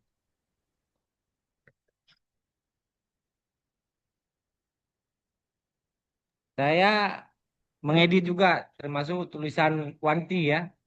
Dan ternyata Wanti dokter ya. Karena Wanti adalah dokter, saya sekali lagi mengucapkan salam kenal ya. Karena ini bakal jadi pasien juga ini. Insyaallah.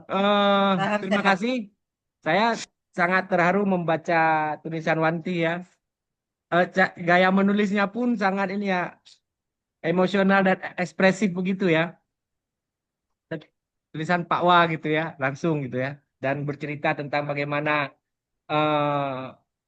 kehidupan Wanti juga di masa-masa 2000-an begitu ya. Sangat luar biasa. Dan ini setiap pasien yang Wanti tangani insya Allah adalah amal jariah bagi almarhum. Selanjutnya terima kasih Wanti. Kemudian selanjutnya yang dari masih internasional ya, kita masih terkait dengan, karena ini adalah webinar internasional ya. Yang dari Bu dari Malaysia. Ada hadir dari Malaysia Pak Samsuri. Ya, silakan Pak Samsuri dari Malaysia. Apakah ada Pak Samsuri? Halo, mungkin sedang berpindah ya. Baik, jika tidak ada yang lain. Ya, silakan Bu. Baik, terima kasih Pak Miswari. Assalamualaikum warahmatullahi wabarakatuh. Bapak Ibu semuanya yang ikut di dalam kegiatan bedah buku ini, saya ucapkan terima kasih. Saya sebenarnya sangat-sangat berterima kasih kepada Pak Miswari, Pak Alkaf, Pak KBA, ya, Pak Jul, dan banyak yang lainnya yang sudah menginisiasi hadirnya buku obituari ini ke permukaan. Latar belakangnya sebenarnya adalah pada saat almarhum satu hari meninggal. Beliau meninggal hari Jumat. Sabtu pagi saya udah terima beberapa tulisan yang tampil ke permukaan yang dikirimkan oleh Pak Mujibur Rahman yang sekarang beliau rektor. Demikian juga Pak KBA dan beberapa teman yang lain mengirimkan tulisan-tulisan itu kepada saya. Saya membacanya masih dalam masa sangat berduka ya. Kemudian saya berpikir tulisan ini bisa tersimpan dengan baik karena itu adalah tulisan-tulisan yang spontan dari waktu itu adalah mahasiswa beliau meskipun saat menulis di antara mereka adalah sudah pada doktor, sudah berhasil. Jadi saya begitu terharu dengan bacaan tulisan tersebut. Kemudian saya chat kepada Pak Mujibur Rahman dan juga ke Pak KBA. Sebelum ke Pak KBA, Pak Mujib menyampaikan, bagus itu Ibu, kita simpan, kita jadikan satu buku. Nah, beliau kemudian menunjuk siapa yang bisa membantu untuk melakukan buku ini, untuk menyiapkan jadi buku. Di antaranya beliau sebutkan Pak KBA, kemudian saya juga chatting dengan Pak KBA, menyampaikan ini, kemudian Pak KBA langsung, oh ada Pak Miswari Ibu, itu murid Bapak juga yang beliau itu satu konsentrasi dengan Bapak. Alhamdulillah Pak Miswari menyahuti dengan baik untuk pekerjaan ini, akhirnya sampai ke tulisan obituari ini selesai. Saya sangat berbahagia, penulis-penulisnya ini rata-rata adalah mahasiswa beliau pada waktunya, pada masanya yang kini sudah berhasil semuanya. Bahkan sudah banyak yang sudah menjadi profesor dan sedang menduduki jabatan rektor, sudah menduduki jabatan rektor seperti Pak Zulkarnain ya, Pak Zul ya, Alkaf kemudian insya Allah ya Alkaf. Kemudian juga Pak Alkaf Daniel. rektor selanjutnya Bu, insya Allah. Ya, ya. Pak Miswari juga ini sedang mempersiapkan profesor tapi terkendala aturan kayaknya. Mudah-mudahan segera ya. Bukunya saya lihat di status beliau itu sudah bersusun sehingga tak nampak lagi di dalam foto ya. Jadi, begitu banyak. Jadi Alkaf juga sangat dekat ya berteman dengan Bapak, sering juga Alkaf bertemu, bahkan sesekali Alkaf ke rumah dan seru memang perbincangannya. Dan satu hal yang saya selalu ingat, kalau bertemu dengan Bapak seolah-olah tidak bisa berpisah. Sampai ke pintu pagar pun beliau antar, masih topik pembicaraannya muncul terus. Jadi ini yang berbeda saya lihat dengan di dalam keseharian beliau ya. Sehingga tamu pun yang bertamu itu sulit untuk meninggalkan pembicaraan. Gitu. Kemudian saya untuk memenuhi tulisan ini saya sempat menghubungi orang-orang yang ada di dalam nomor handphone Bapak sebagai bentuk silaturahim. Saya menyampaikan, insya Allah kami keluarga akan mengeluarkan buku obituari. Apabila di antara Bapak Ibu yang ingin mengirimkan tulisannya, kami dengan senang hati dapat menerima dan akan menjadikan satu buku. Alhamdulillah yang terhubungi itu semuanya respon baik dan bahkan di antara mereka kami menunggu Ibu untuk ada yang menyampaikan dan kami sudah siap untuk menulis. Alhamdulillah dalam waktu tidak berapa lama tulisan itu masuk segera, selain tulisan-tulisan yang masuk melalui Alkaf, Miswari dan Pak KBA. Ya. Jadi alhamdulillah kerjasama ini cukup baik. Akhirnya tulisan itu selesai. Saya ingin menyampaikan juga, saya sudah mempersiapkan dan sudah selesai pustaka kecil, pustaka mini. Buku-buku di rumah itu lumayan banyak dan saya sudah selesaikan. Insya Allah akan launching dalam beberapa waktu ke depan. Ini ada panggilan suara ini. Ada panggilan suara ya Pak Miswari, kita kasih Ya, waktu dulu. Ya silakan. saya ini mengalami kendala teknis. Mereka lagi cek sound itu Bu, di apa? Karena ada acara. Jadi mohon maaf saya antara dengar nggak dengar juga ini suara saya terdengar atau tidak juga saya mohon maaf.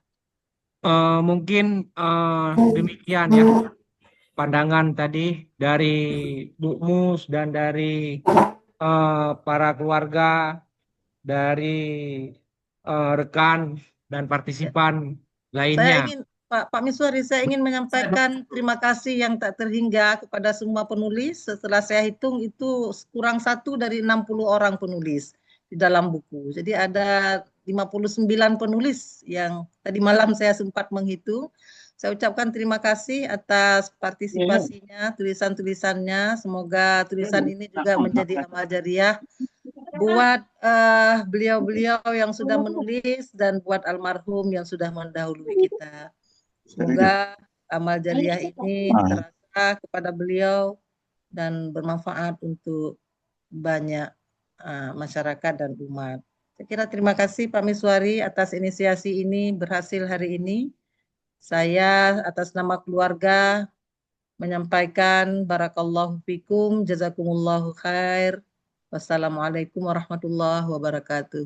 Waalaikumsalam warahmatullahi wabarakatuh. Waalaikumsalam warahmatullahi wabarakatuh.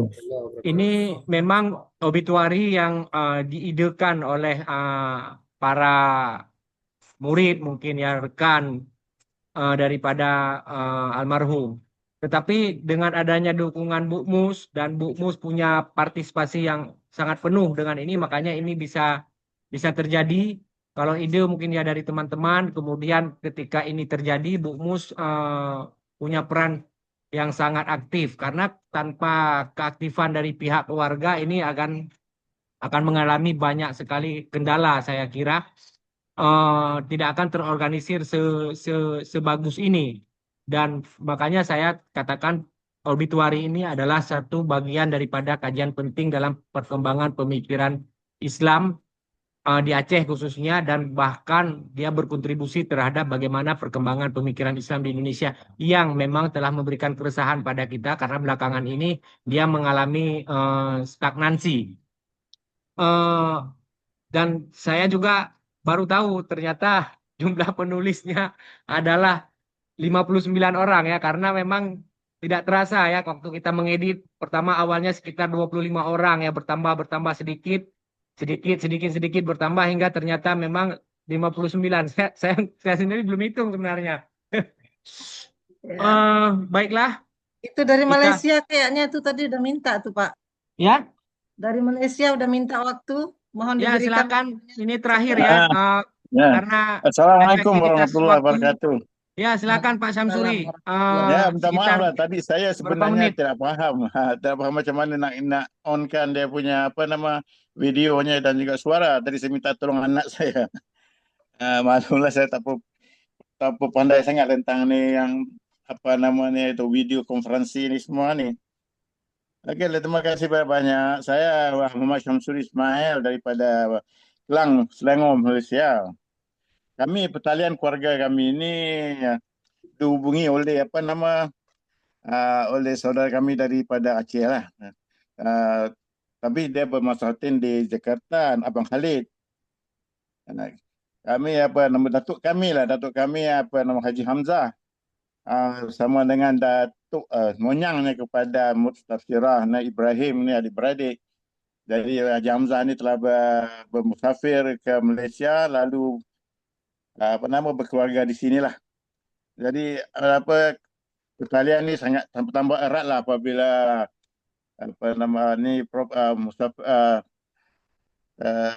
keluarga daripada Aceh lah datang kemari dan telah mengeratkan lagi jalinan silaturahim di antara orang Malaysia dengan sana sehingga sekarang lah. Itulah. Nah, tadi pengenalan saya dengan Teuku Safir, Profesor, hanya sekejap, tapi daripada pemikiran dia bila bicara dengan dia sangatlah tinggi. Saya ingat saya pun tak tercapai lah dengan apa yang dia bicara dengan dia. Tapi saya nampak memanglah itulah amat cendekiawan lah seorang yang begitu. Sehingga sekarang pun saya pun terkesan juga dengan pemikiran ini terlalu awal.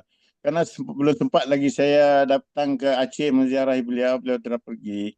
Karena saya tahun saya awal Januari 2024 saya berkesempatan dapat melawat keluarga di Aceh dan di kampung datuk saya di Samalanga. Alhamdulillah, syukurlah. Mudah-mudahan Allah meridai menempatkan ruhnya beliau bersama orang-orang yang beriman, bersama para anbiya. Itulah doa kami begini dia. Ya. Itulah saya sangat bersyukur dapat berbicara juga di sini dengan sahabat-sahabat di sana. Semoga silaturahim kita akan bertambah erat. Kita terima kasih kerana menjemput saya di sini. Alhamdulillah. Assalamualaikum warahmatullahi wabarakatuh. Waalaikumsalam warahmatullahi Waalaikumsalam warahmatullahi wabarakatuh.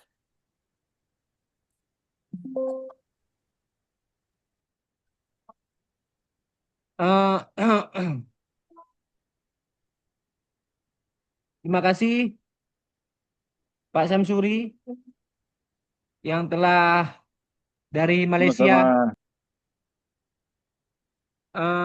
yang telah memberikan pandangannya.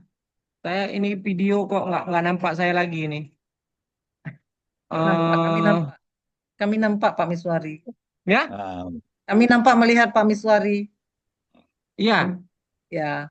Aduh, jadi malu saya.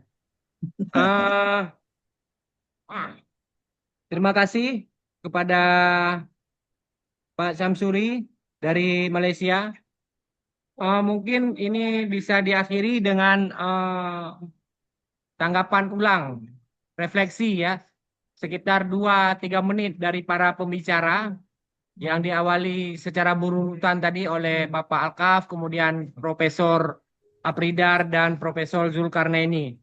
Kepada Pak Alkaf, silakan 2 atau 3 menit menyampaikan kata penutupnya.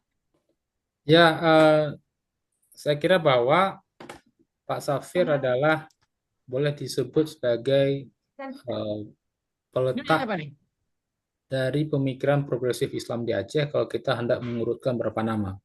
Saya kira Pak Safir almarhum adalah salah satu yang saya kira menjadi peletak pemikiran progresif di Aceh dengan kekhasan beliau yang mempromosikan Islam rasional dan Islam yang berkemajuan itu. Saya kira itu yang harus kita pikir bersama, dan saya membayangkan kalau satu waktu kita menyusun, kalau ada menulis buku 55 ulama karismatik, mungkin satu saat kita bisa menyusun 50 atau 60 intelektual progresif di Aceh, dan Pak Safir adalah salah satunya.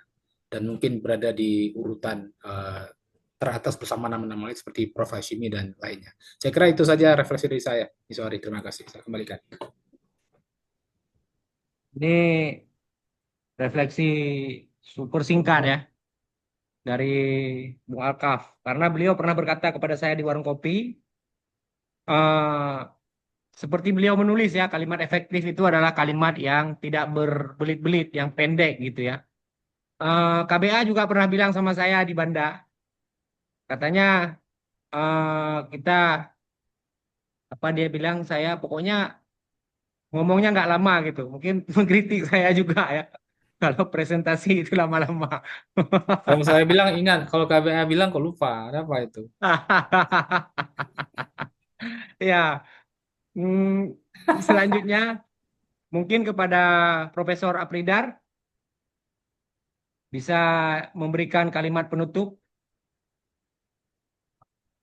Mungkin beliau sudah ini ya, sudah terlempar mungkin ya. Mudah-mudahan nanti bisa Raise join. hand mungkin, sudah raise hand nggak beliau?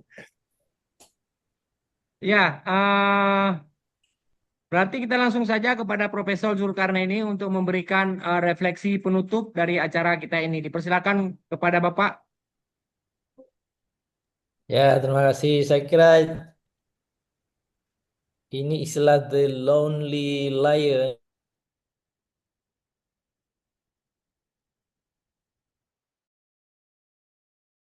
Itu barangkali menarik ya, sendirian. Karena banyak orang tidak mau terlibat dengan Pak Safir, sebab nanti dianggap orang yang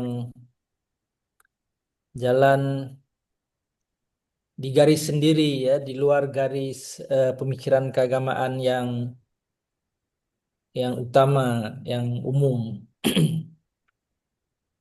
Mungkin itu sebabnya ya. Siapa yang buat nih Pak Musari, The Lonely Lion? Itu Cibro kayaknya Pak. Saya kira ini dalam hal-hal tertentu sangat benar sekali.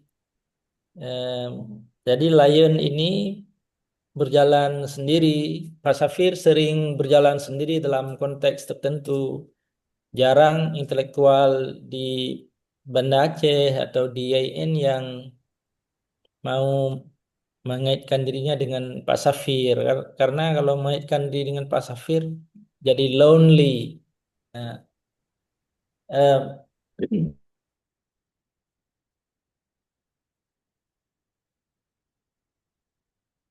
perubahan. Tapi mungkin sekarang saya yakin beliau tidak akan lonely lagi. Beliau adalah perintis pencerahan kalau menurut saya. Dan mudah-mudahan ke depan di Aceh tidak akan ada pemikir atau intelektual yang ketika berbicara dia takut lonely, tapi menjadi lebih berani, lebih tegar, lebih merasa nyaman ketika bisa mengungkapkan sesuatu yang orisinal, yang merupakan pemikiran dirinya yang terbuka, tidak mengekor. Saya kira Pak Teguh Safir almarhum adalah pembuka jalan ke arah itu. Bagi saya itu adalah sebuah kenangan yang sangat penting sekali ya. Terima kasih Pak Miswari. Demikian. Terima kasih kepada Profesor Zulkarnaini. Dan Sedikit Pak Miswari, saya ingin menyampaikan tentang lonely dan the lone. Ya, silakan Bu. Kepada partisipan silakan mengisi absen. Baru saya kirim tadi, saya lupa tadi. Silakan yang mau isi absen. Ya. Absen di chat. Ya, silakan Bu. Ya, satu ketika ada tamu yang datang ke rumah, kemudian pas buku itu saya taruh buku yang tercetak awal itu dengan The Lonely Lion. Beliau itu sempat baca sebelum buku yang 438 halaman ini yang tercetak kemudian. Beliau baca buku yang awal yang 250-an halaman. Nah, kenapa ditanya, kenapa harus The Lonely begitu? Sementara ini adalah sosok yang lone, dia bilang kayak gitu ya. Sosok yang lone, tapi meski seperti Pak Zul bilang yang di dalam tulisan Pak Cibro itu ya, dapat kalimat itu ya, istilah itu. Tapi ini karena lebih kepada keberanian terobosan yang almarhum lakukan, itu akan lebih baik digunakan istilah lone. Jadi beliau sebenarnya tidak sepi begitu ya. Beliau sebenarnya tidak sepi dari terobosan yang beliau lakukan. Jadi keberanian ini ya lone, memang lone yang lebih pantas. Akhirnya saya sempat berdiskusi agak sedikit memakan waktu itu. Akhirnya ya masukan itu menjadi masukan yang akhirnya tercetaklah The Lone Lion ya. Jadi maaf Pak Zul, inspirasi itu tidak salah juga. Memang bacaan-bacaan itu membuat diskusi ya dari judul itu. Akhirnya saya juga bisa menyetujui ya mengapa harus lone begitu ya. Jadi itulah latar belakangnya, dengan beliau juga ya memahami bahasa akhirnya ya mohon izin Pak Miswari, saya sempat menyetujui itu dan tercetaklah seperti itu ya. Mohon maaf Pak Miswari, Pak Juan dan lain-lain. Terima kasih. Assalamualaikum. Waalaikumsalam warahmatullahi wabarakatuh. Ini kita berdebat makna bahasa Inggris ya. Mungkin Bung Alkaf lebih memahami ya karena beliau lama di Inggris ya, di London waktu itu. London Pak waktu itu Pak ya. Paris, Pak, di Paris. Makanya saya lebih paham bahasa Prancis pada bahasa Inggris. Iya, Oh, beliau sudah lama belajar bahasa Inggris, katanya nggak bisa-bisa, akhirnya belajar bahasa Prancis. akhirnya nggak ada Ya, tantangannya dari Pak Alkaf ya. Boleh lah ya. ya dari kalau udah aman pembacaan bahasa Inggris dari Bung Alkaf berarti udah nyaman kita berarti, nggak ada yang salah berarti. Karena kemampuan beliau ya di atas pemahaman kita ya tentang terkait bahasa bahasa Inggris ya, karena beliau memang pernah ke Inggris dan lama di sana. Jadi apa kita mungkin kalau saya misalnya belajar bahasa Inggris itu kan di teks, di buku ya. Beliau memang berinteraksi langsung. Jadi lebih apa wacananya, kebahasaannya itu lebih lebih lengket di beliau ya. eh Mungkin Profesor Apridar tidak bisa bergabung lagi dengan kita. Tetapi di sini kita mengucapkan terima kasih kepada beliau di sela-sela kesibukannya sebagai diamanahkan sekarang sebagai rektor di Birun, di Uniki, dan beliau kita tahu bahwasanya adalah mantan rektor dari Unimal dan sekarang Unimal besarnya nauzubillah sekarang. Naik Honda mantan tak keliling Unimal habis minyak kalau jangan-jangan. eh Terima kasih semuanya kepada partisipan. Jangan lupa mengisi absen. Mudah-mudahan panitia menyediakan sertifikat ya. Eh ini adalah kehadiran semuanya. Terima kasih. Ada Bapak Dr. Arif Muammar, ada Profesor Waspada, ada Profesor Nasution di Medan, kemudian ada banyak guru besar juga rupanya di sini, termasuk ada Prof. Wasehudin, ini Direktur Pasca di UIN Banten. Terima kasih semuanya telah berhadir. Terima kasih atas partisipasinya, terutama terima kasih kepada Bapak Profesor Dr. Zulkarnaini yang menyempatkan waktu di tengah kesibukan. Bapak Dr. Muhammad Alkam, terima kasih. Sukses terus dengan esainya dan gebrakan-gebrakan pemikirannya. Dan terima kasih kepada Bapak Profesor Apridar yang telah hadir dalam kuliah ini. Terima kasih kepada Bu Mustabsirah yang telah memberikan support kepada kita selalu untuk bersemangat untuk menjalankan pembaharuan pemikiran mengikuti langkah daripada Bapak almarhum T. Safir Iskandar.